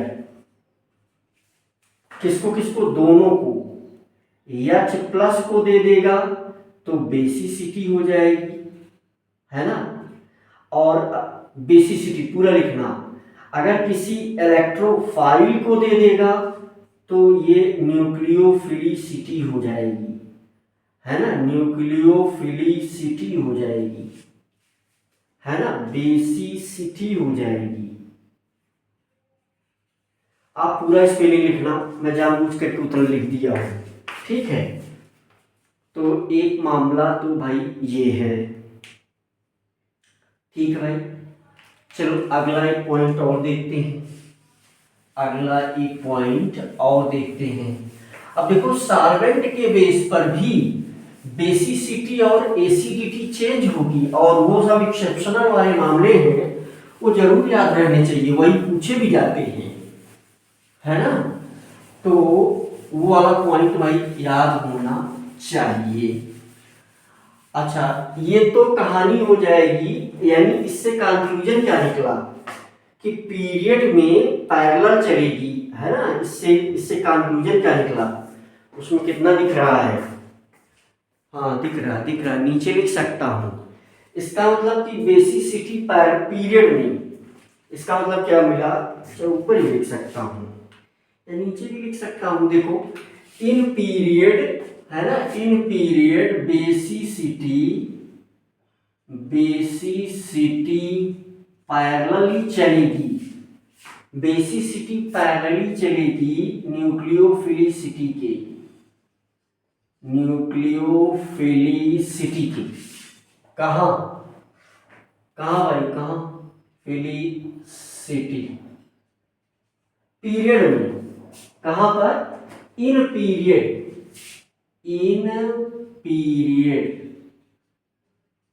है ना।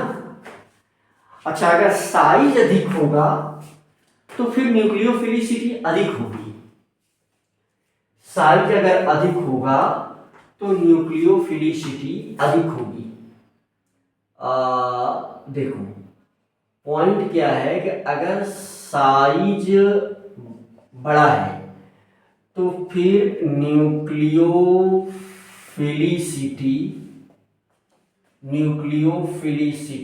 ये भी अधिक होगा अगर साइज बड़ा है तो जरा इसका एग्जांपल देखा जाए।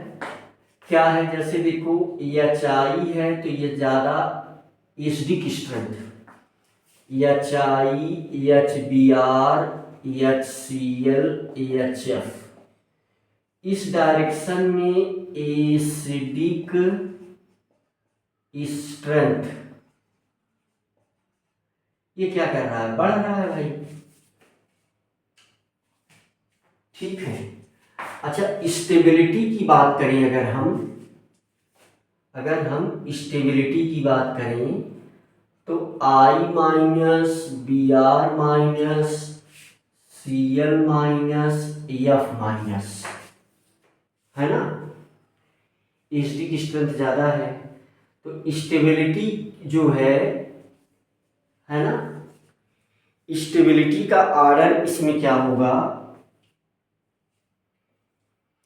हमें 2-3-4 चीजें देखना है। क्या, न्यूक्लियोफिलिसिटी, एसिडिटी, बेसिसिटी, है ना। तो स्टेबिलिटी का आर्डर तो क्या है, वही है जो ऊपर है। स्टेबिलिटी का आर्डर जो है वो ऊपर ही वाला ही फॉलो करेगा, है ना। I माइनस सबसे ज्यादा क्या होगा, स्टेबल होगा। यहाँ मामला फंसता कैसे है, अपोजिट हो जाएगा बेसिसिटी और न्यूक्लियोफिलिसिटी।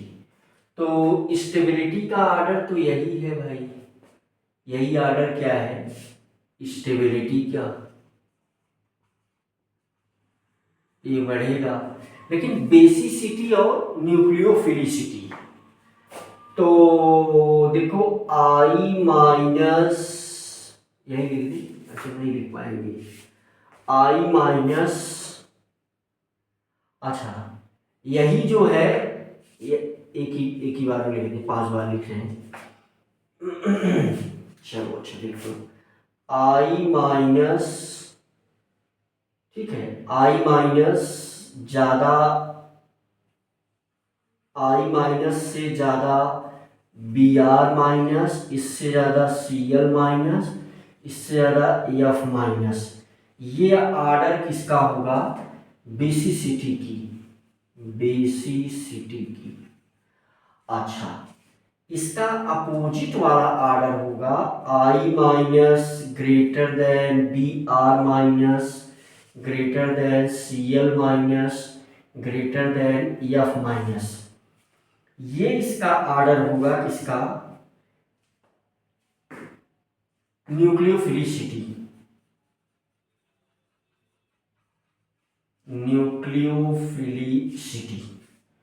न्यूक्लियोफिलिसिटी का ये डायरेक्शन होगा भाई। बेसिसिटी इस तरफ बढ़ेगी, न्यूक्लियोफिलिसिटी इस तरफ बढ़ेगी। ठीक भाई, ये क्या है, न्यूक्लियोफिलिसिटी, है ना। अब इसमें जो है पोलर प्रोटिक सॉल्वेंट और पोलर एप्रोटिक सॉल्वेंट का क्या मामला बनेगा, जरा देखो यहाँ मामले को एक्सप्लेन करें। जैसे मान लो F माइनस है ना, मान लो F माइनस है, तो F माइनस में एक कंडीशन कि क्या ले रहे हैं हम लोग, F माइनस में पोलर प्रोटिक H2O, तो H2O H2O H2O है ना, H2O H2O H2O, तो यहाँ ये बांड बनाएगा, क्या बनाएगा, बांड बनाएगा, यानी ये जुड़ेगा। कैसे, आपको पता है F पर कौन सा चार्ज है, निगेटिव, और हाइड्रोजन पर पॉजिटिव, हाइड्रोजन पर क्या रहता है, पॉजिटिव। अब आपको ये बात जानना होगा, देखो ऑक्सीजन हाइड्रोजन हाइड्रोजन, यहाँ पर पार्शियल पॉजिटिव, वही वाला पॉजिटिव लगाया हूँ। तो यानी यहाँ क्या लिया गया, पोलर प्रोटिक सॉल्वेंट। तो इसमें कौन सा प्रोसेस होगा, F माइनस का सॉल्वेशन होगा, है ना। अब अगर उसी जगह हम एसीटोन ले लें, दूसरा देखो दूसरा क्या मामला है, जैसे F माइनस प्लस देखो O डबल बॉन्ड C, है ना, CH3 तो यहां पर क्या होगा, ये भी ज्यादा इलेक्ट्रोनिगेटिव है, देखो इससे इलेक्ट्रॉन लिया होगा तो माइनस, तो इस दोनों के बीच में क्या होगा, रिपल्सन होगा, है ना। ये कौन सा सॉल्वेंट है, पोलर एप्रोटिक सॉल्वेंट, है ना, polar aprotic solvent, polar aprotic, PAS polar aprotic solvent, PPS polar protic solvent. ठीक भाई, तो यहां पर जो है इसी वजह से देखो, जैसे स्टीयरिक हिंड्रेंस भी काम करता है न्यूक्लियोफिलिसिटी, और देखो इस प्रकार से ये प्रभावित करेगा ना, डिस्टर्ब करेगा चीजों को, इस प्रकार से ये चीजों को क्या करेगा, यहाँ रिपल्शन होगा तो चीजें डिस्टर्ब होंगी। कैसे डिस्टर्ब होंगी, एग्जाम्पल लेंगे, जैसे सिंपल सा देखो, ये सब पढ़ करके आ जाता है, ये टर्शियरी, है ना, टर्शियरी ब्यूटाक्साइड, देखो ये ऐसे है O माइनस, और ये CH3O माइनस, तो ये मोर न्यूक्लियोफिलिक है, ये वाला क्या है, मोर न्यूक्लियोफिलिक है, इसका रीजन भी पूछा जाता है, मोर न्यूक्लियोफिलिक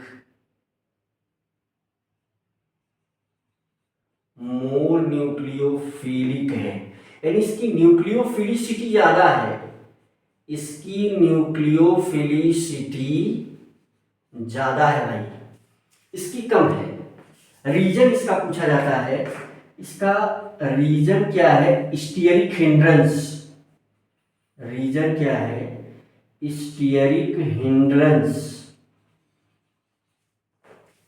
इसका रीजन है स्टीयरिक हिंड्रेंस की वजह से ये उतना बढ़िया, है ना, वो मेथॉक्साइड आयन है, एक टर्शियरी ब्यूटाक्साइड आयन है, ये क्या है, इसका नाम क्या है, देखो कैसे लिखा जाएगा, ऐसे टर्शियरी ब्यूटाक्साइड आयन, इसका नाम क्या लिखा जाएगा भाई, इसका नाम लिखा जाएगा मिथॉक्साइड आयन, क्या नाम लिखेंगे इसका, मिथॉक्साइड आयन। ठीक भाई, तो ये ऐसे ही छोटे छोटे पॉइंट हैं जिनको किसी पॉइंट के फॉर्म में ही हमें याद हो जाता है अगर हम एक बार मन लगा के पढ़ लें तो। ठीक है, पॉइंट कुछ ना कुछ दिमाग में रुक जाते हैं भाई, रिवीजन करने से ही मेमोरी बनेगी। इसी दो पॉइंट को देख करके, है ना, देखो दोनों जगह यफ का जो फंक्शन है इसे देख करके 2-3-4 एग्जाम्पल समझ लो, फिर ये चीजें क्लियर हो जाएंगी, है ना। देखो जैसे अगर पोलर प्रोटिक सॉल्वेंट होगा तो यफ का सॉल्वेशन अधिक हो जाएगा, है ना। देखो पॉइंट को समझो, ये दो पॉइंट की क्या मीनिंग थी, अब अगले पॉइंट में समझाते हैं, है ना। यहाँ ये सारे क्या बन रहे हैं, हाइड्रोजन बॉन्ड बन रहे हैं भाई, ये सारी चीजें क्या बन रही हैं, हाइड्रोजन बॉन्ड बन रही हैं।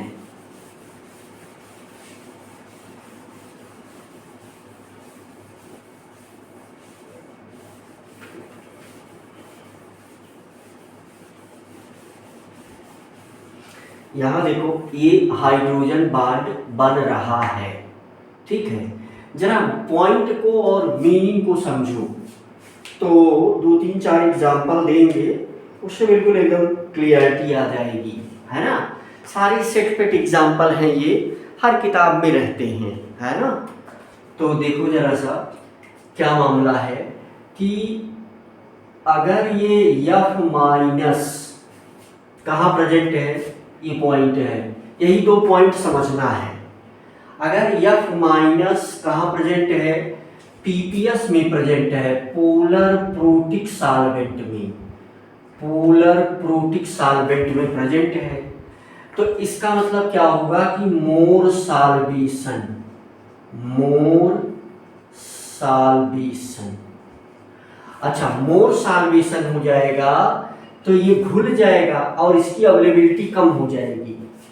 यानी अगर ये सब देखो, ये बीच में अगर फंस गया तो क्या ये अवेलेबल होगा, तो less availability, less availability, availability. तो इसका मतलब कि ये इसकी यहां न्यूक्लियोफिलिसिटी क्या हो जाएगी, कम हो जाएगी। तो न्यूक्लियोफिलिसिटी, अब एग्जाम्पल एक ही का लिया है, अप्लाई सभी पर होगा। न्यूक्लियोफिलिसिटी, न्यूक्लियोफिलिसिटी ये क्या होगी, कम हो जाएगी।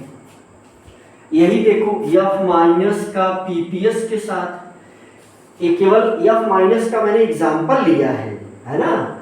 F माइनस का हमने क्या लिया है, एग्जाम्पल लिया है, लागू वो सभी पर होगा। देखो अगर F माइनस कहाँ प्रेजेंट है, PAS में प्रेजेंट है, कहाँ प्रेजेंट है, F minus is present, is present in PPS, polar, PPS हो गया, PAS पोलर एप्रोटिक सॉल्वेंट।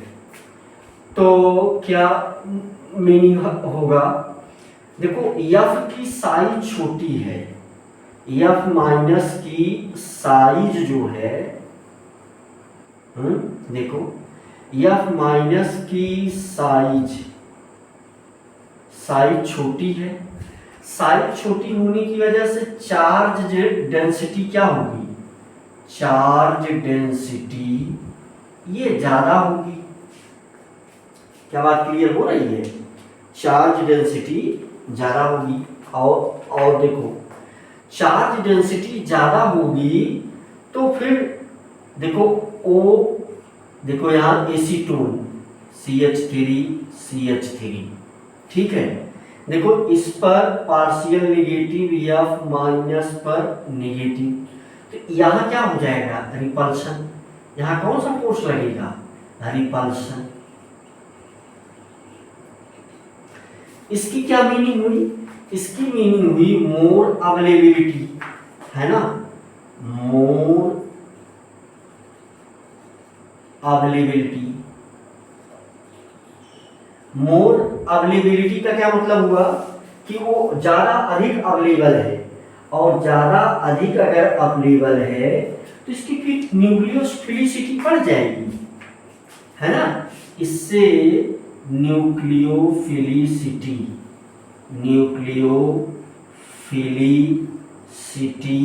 ये बढ़ जाएगी।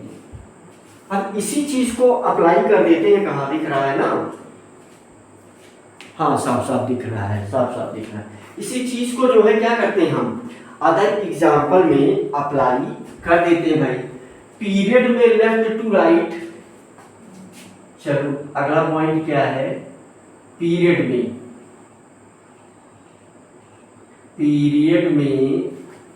पीरियड में लेफ्ट टू राइट, पीरियड में लेफ्ट टू राइट क्या मामला था, देखो CH3 माइनस NH2 माइनस, फिर CH3 minus NH2 minus, OH minus, फिर OH माइनस, फिर भाई F माइनस। ठीक है, तो सिंपल सी बात है कि चार्ज डेंसिटी का, है ना, चार्ज डेंसिटी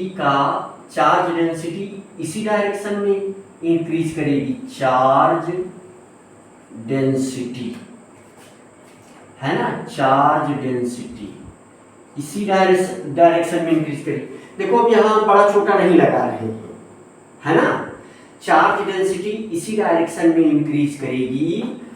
तो फिर कहाँ पर, फिर पोलर एप्रोटिक में, पोलर एप्रोटिक सॉल्वेंट में, ध्यान देने वाली बात है, पोलर एप्रोटिक सॉल्वेंट में रिपल्सन का डायरेक्शन यही होगा, रिपल्सन इसी डायरेक्शन में होगा। अच्छा, रिपल्सन अगर इसी डायरेक्शन में ज्यादा होगा तो इसका मतलब कि अवेलेबिलिटी इसी डायरेक्शन में आगे बढ़ेगी।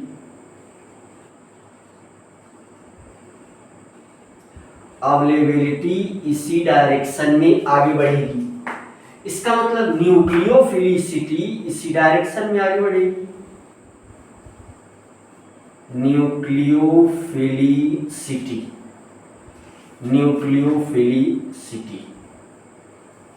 ठीक भाई, न्यूक्लियोफिलिसिटी इसी डायरेक्शन में बढ़ेगी। ठीक है, साइज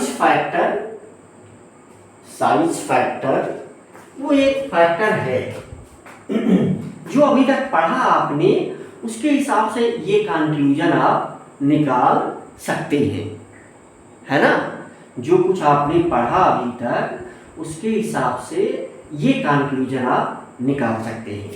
अब देखो पोलर प्रोटिक सॉल्वेंट में सारी चीजें इसके अपोजिट हो जाएंगी। ये क्या था, ए पॉइंट था, ये क्या था, ए पॉइंट था।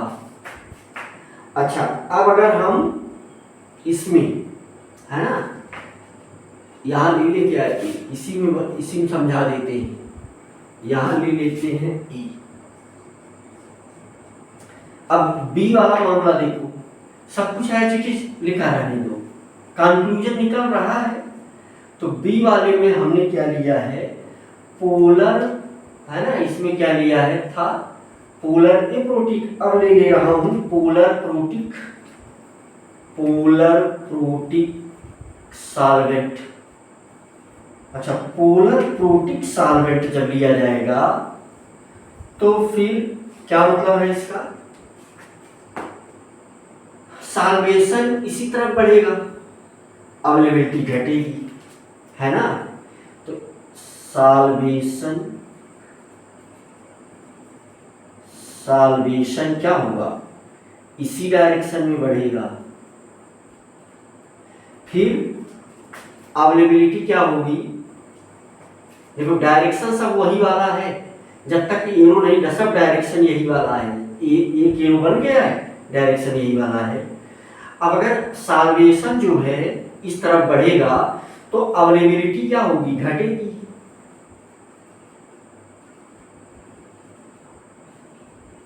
यानी वो अवेलेबल ही नहीं रहेगा, अवेलेबल ही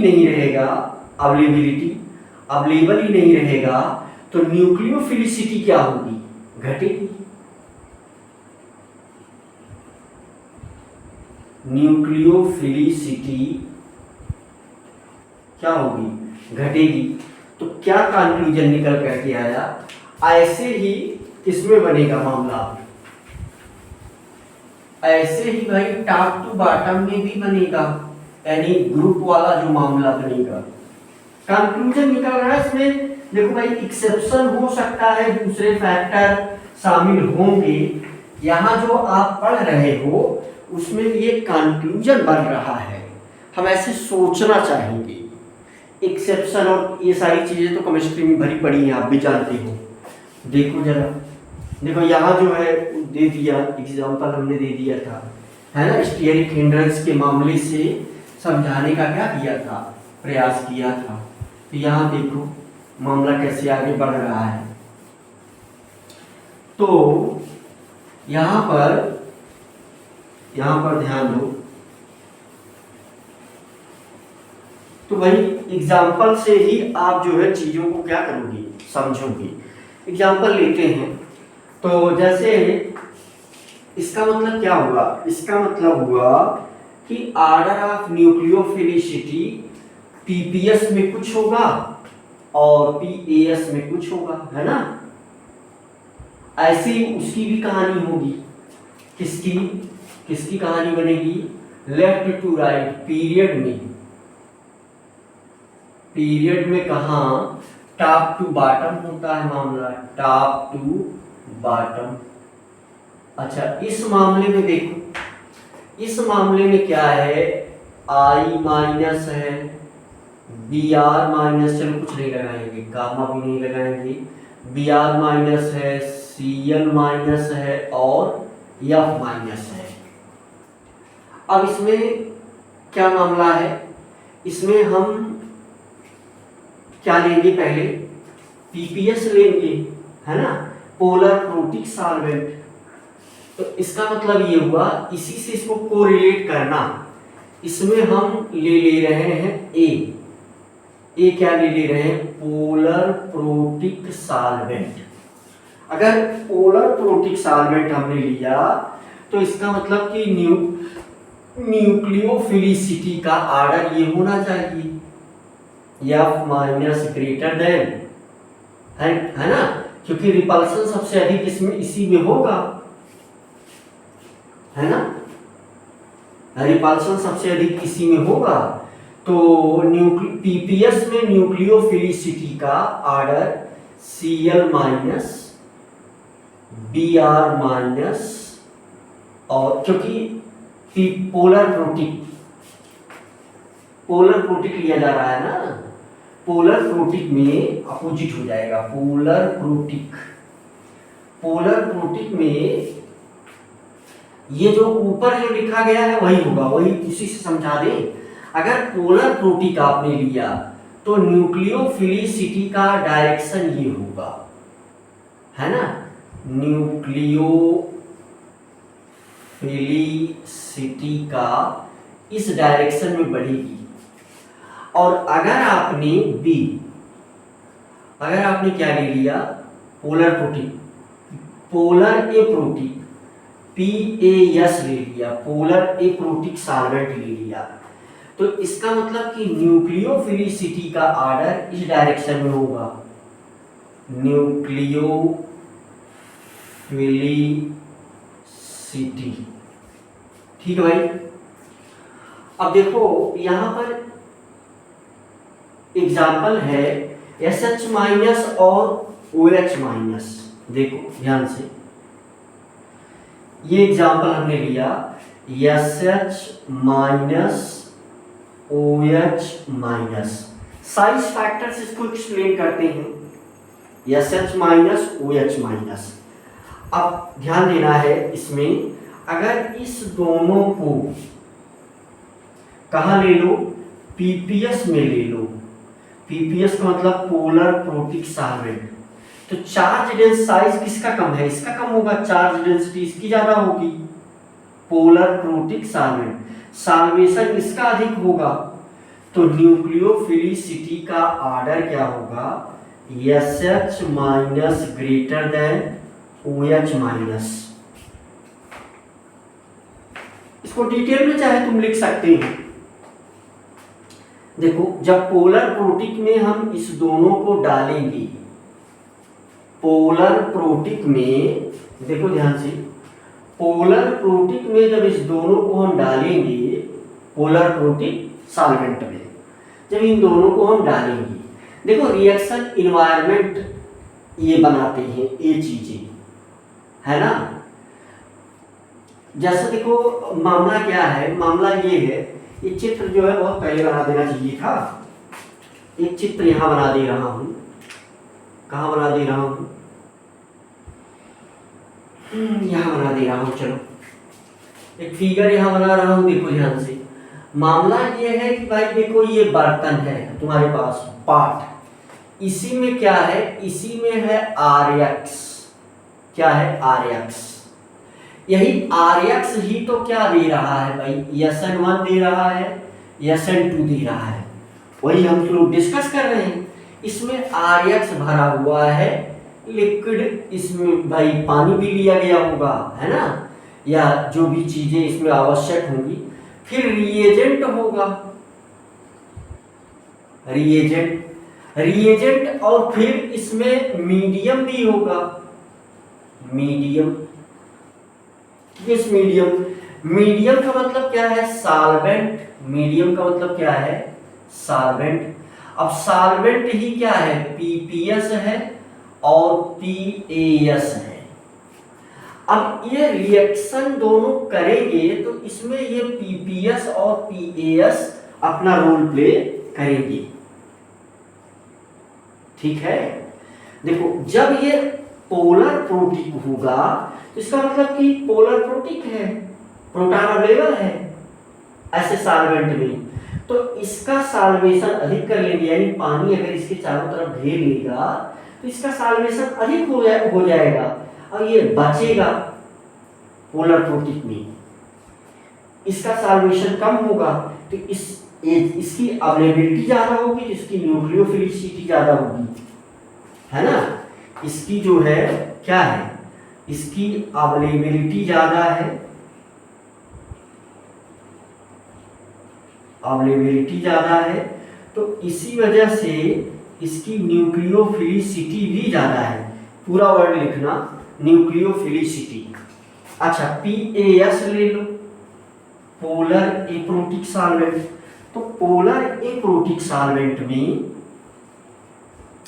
पोलर एप्रोटिक सॉल्वेंट में रिपल्सन इसका ज्यादा होगा तो इसकी अवेलेबिलिटी ज्यादा होगी, है ना।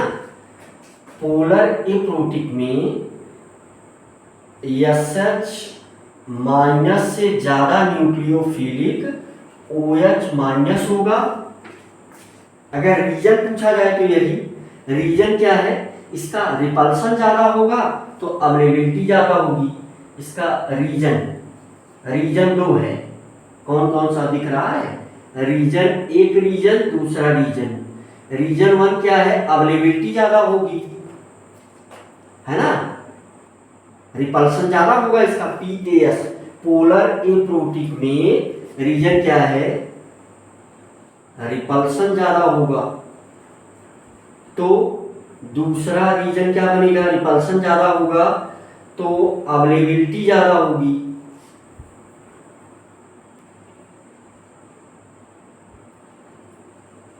अवेलेबिलिटी ज्यादा होगी, अवेलेबिलिटी ज्यादा होगी तो न्यूक्लियोफिलिसिटी ज्यादा होगी, न्यूक्लियोफिलिसिटी ज्यादा होगी, ठीक है। देखो एग्जांपल, जैसे अगर कहीं पर ये देखो यहाँ पर एक रिएक्शन लेते हैं, जैसे रिएक्शन ये है हमारे पास, ये रिएक्शन है ना, यहाँ पर है डबल बॉन्ड, यहाँ सिंगल बॉन्ड O Na+, है ना, माइनस प्लस। अब CH3 से रिएक्शन करवाओ, CH3Cl से RX है, तो एक बार कहाँ करवाओ? PAS में, PAS, और दूसरी बार कहाँ करवाओ? PPS में। तो कंपाउंड अलग अलग बनते हैं, है ना। देखो जैसे ध्यान देने वाली बात क्या है, यहां से क्या मिलेगा? CH3+, यहां से क्या मिलेगा? CH3+ मिलेगा, है ना। तो CH3+ मिलेगा, PAS, है ना, PAS, पोलर एप्रोटिक सॉल्वेंट। भाई ये भी टूट जाएगा, है ना, ये भी टूट जाएगा। तो अब पूरी मैकेनिज्म लिखूं, मेटाप करके पूरी मैकेनिज्म लिखूं तभी समझोगे, है ना। वैसे तो डायरेक्ट भी लिख दिया जाता है। तो अब न्यूक्लियोफाइल का काम कौन सा करेगा? ये वाला करेगा न्यूक्लियोफाइल का काम। और अगर PAS है, पोलर एप्रोटिक है, तो रिपल्सन इसी में ज़्यादा होगा, तो इसकी अवेलेबिलिटी ज़्यादा होगी। तो अवेलेबिलिटी ज़्यादा होगी तो PaS में ये क्या बना लेगा, ये वाला कंपाउंड बना लेगा, है ना। PaS में ये जो है ये वाला कंपाउंड बना लेगा OCH3 पोलर ए प्रोटीन, क्योंकि इसी की अवेलेबिलिटी ज़्यादा होगी, इसकी अवेलेबिलिटी ज़्यादा होगी तो इसकी न्यूक्लियोफिलिसिटी ज़्यादा है। इसका मतलब कि O माइनस, है ना, यहाँ पर O minus is greater nucleophile than C minus. C minus कहाँ प्रकट हो रहा है, C माइनस यहाँ प्रकट होगा, ठीक है, OCH3। अच्छा यहाँ पर जो है ना, डबल बॉन्ड तो एज इट इज रहेगा ही यहाँ पर। अच्छा यहाँ पर जब हम देखेंगे तो यहाँ पर कौन सा कंपाउंड बनेगा, तो ये तो डबल बॉन्ड में कन्वर्ट हो जाएगा और यहाँ पर लग जाएगा CH3।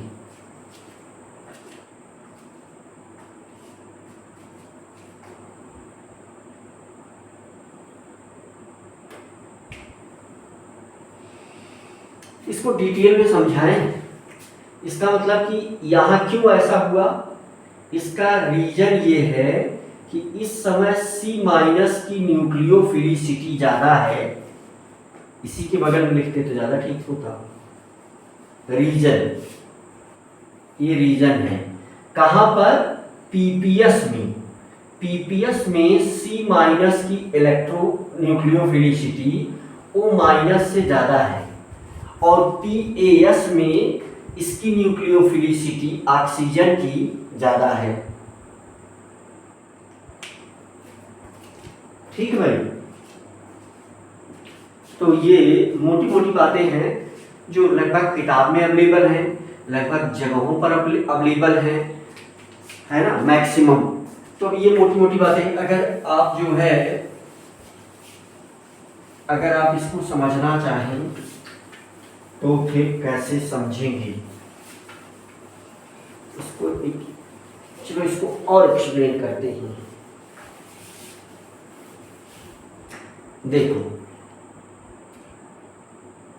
जरा विचार करो, देखने वाली बातें क्या होंगी, समझने वाली बातें क्या होंगी भाई, समझना है पॉइंट को।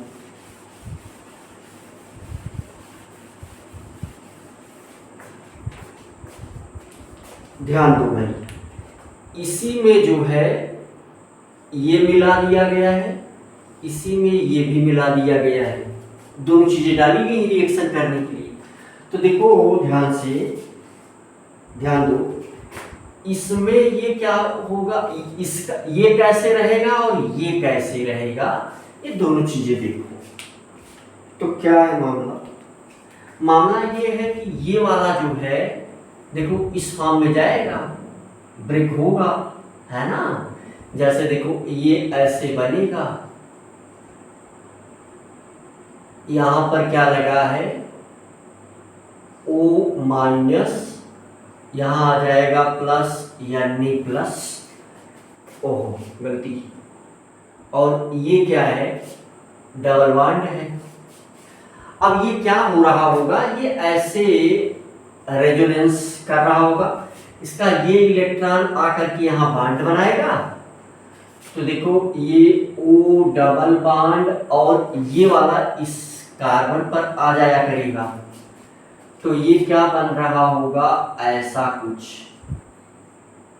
ध्यान दो, यहाँ है, यहाँ कार्बन ही तो है, इस पर ये माइनस आ जाता होगा।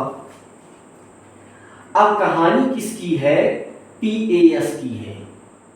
अब जरा ध्यान दो, अब जरा ध्यान दो, अगर ये किसका काम कर रहा है इस समय, ये किसका काम कर रहा है, ये स्पीशीज, जब मैं ट्यूब नहीं बनाया था तो उसके पहले ये किसका काम करेगा, न्यूक्लियोफाइल का, न्यूक्लियोफाइल का।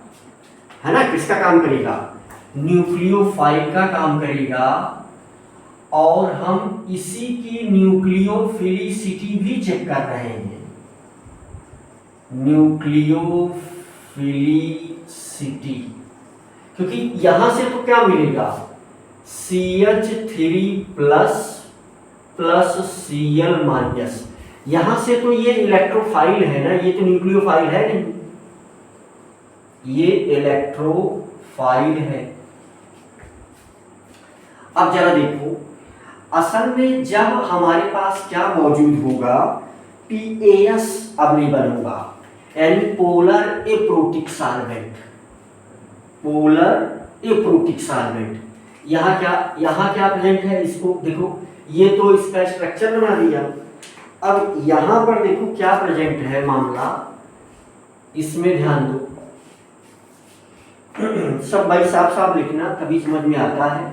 अगर पोलर एप्रोटिक प्रेजेंट होगा तो यानी यहाँ इसमें इस माइनस की वजह से रिपल्शन ज्यादा होगा, क्योंकि माइनस तो यही है, रेजोनेंस में इसके बाद जा रहा है ना।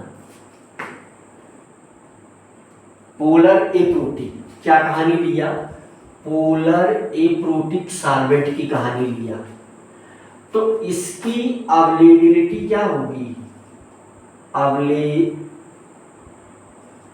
अवेलेबिलिटी इसकी ज्यादा होगी। अच्छा, अवेलेबिलिटी ज्यादा होगी तो फिर क्या होगा, अगर अवेलेबिलिटी ज्यादा होगी तो इसकी न्यूक्लियोफिलिसिटी ज्यादा होगी, न्यूक्लियोफिलिसिटी इसकी ज्यादा होगी। तो न्यूक्लियोफिलिसिटी अगर ज्यादा होगी तो इसका मतलब कि ये वाला कम, इसका ये वाला फॉर्म है ना, O माइनस डबल बॉन्ड, ये ज्यादा अवेलेबल रहेगा, ये जो है ये ज्यादा अवेलेबल रहेगा। तो फिर CH3 प्लस आएगा, है ना, PAS में, कहाँ बात हो रही है, PAS में, तो फिर CH3 प्लस आएगा और ये यहाँ इस पर अटैक करके ये वाला कंपाउंड बना देगा, यहाँ डबल बॉन्ड और यहाँ पर OCH3। तो PAS में क्या हुआ, O माइनस की, है ना, न्यूक्लियोफिलिसिटी ज्यादा है C माइनस से, है ना, क्योंकि C माइनस तो बाद में मिलेगा ना, क्योंकि C माइनस तो जो है PAS में पोलर एप्रोटिक है ना, रिपल्सन होगा, है ना। चार्ज डेंसिटी कहाँ ज्यादा होगी, O माइनस पर होगी, चार्ज डेंसिटी कहाँ ज्यादा होगी, O माइनस पर चार्ज डेंसिटी ज्यादा होगी, तो यहाँ रिपल्सन अधिक होगा, है ना। इसमें जो है अवेलेबिलिटी अधिक क्यों रहेगी, क्योंकि रिपल्सन अधिक है, रिपल्सन अधिक है तो न्यूक्लियोफिलिसिटी, अवेलेबिलिटी बढ़ जाएगी, अवेलेबिलिटी बढ़ जाएगी न्यूक्लियोफिलिसिटी बढ़ जाएगी, ये वाला कंपाउंड बन जाएगा। अब अगर हम PPS लेंगे, अगर हम पोलर प्रोटिक लेंगे, अच्छा PAS है ना, PAS पोलर एप्रोटिक सॉल्वेंट,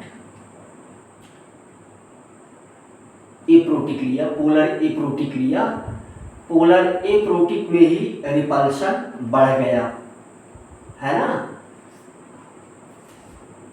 और अगर हम PPS लेंगे, पोलर प्रोटिक लेंगे, तो देखो ये वाला मामला चलने लगता है। जैसे अगर हमने ले लिया क्या, पोलर प्रोटिक लिया, पोलर प्रोटिक सॉल्वेंट,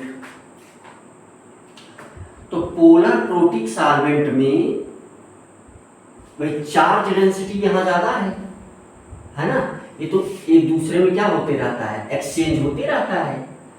तो इसका मतलब क्या हुआ, इसका मतलब ये हुआ कि चार्ज डेंसिटी ज़्यादा है तो साल्वेशन अधिक हो जाएगा, है ना। चार्ज डेंसिटी ज़्यादा होने की वजह, यहाँ देखो चार्ज डेंसिटी ज़्यादा है तो यहाँ रिपल्सन ना हो करके इसी में क्या होगा, साल्वेशन होगा। यहाँ से ले ले तो और बेटर है, यहाँ से ले रहा हूँ।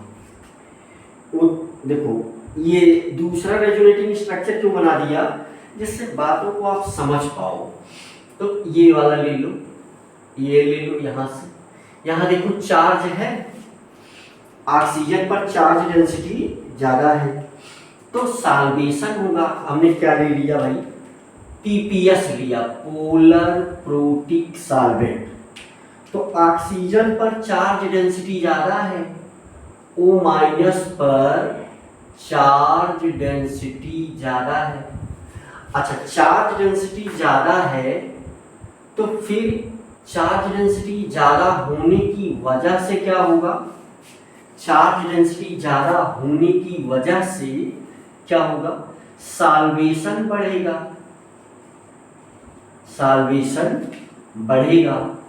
साल्वेशन बढ़ेगा तो फिर उसकी O- की अवेलेबिलिटी क्या होगी, घटेगी, है ना। O- की अवेलेबिलिटी घटेगी तो इसी पाई इलेक्ट्रॉन पर ही क्या होगा, अटैक होगा, है ना। O- की अवेलेबिलिटी घटेगी, साल्वेशन ये बढ़ जाएगा। तो फिर इस सिचुएशन में C- की न्यूक्लियोफिलिसिटी O- से ज़्यादा हो जाएगी, ठीक है। साल्वेशन बढ़ेगा, साल्वेशन बढ़ेगा तो फिर C- की अवेलेबिलिटी बढ़ेगी, C- की अवेलेबिलिटी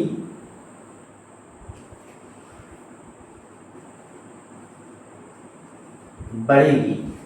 तो फिर रिजल्ट में कौन सा कंपाउंड आएगा, ये वाला आएगा भाई। डबल बॉन्ड यहाँ शिफ्ट हो गया और यहाँ पर क्या लग गया, CH3 लग गया, क्योंकि माइनस देखो यहाँ है ना, यही समझने के लिए बनाया था। तो दैट्स अबाउट न्यूक्लियोफिलिसिटी। और न्यूक्लियोफिलिसिटी को आपने समझा भाई, और यही चीज़ें ऐसे ही ये काम करती हैं। एक्सेप्शन हो सकते हैं, ये जनरल रूल बताया गया है ना। तो क्योंकि रिएक्शन में इन्वायरमेंट कंडीशन बड़ा ही मैटर करती है ना। तो जब पूरा चैप्टर आप पढ़ लेंगे तो फिर चीज़ें बहुत अधिक समझ में आ जाएंगी। तो मिलते हैं नेक्स्ट वीडियो में इसी के आगे, है ना।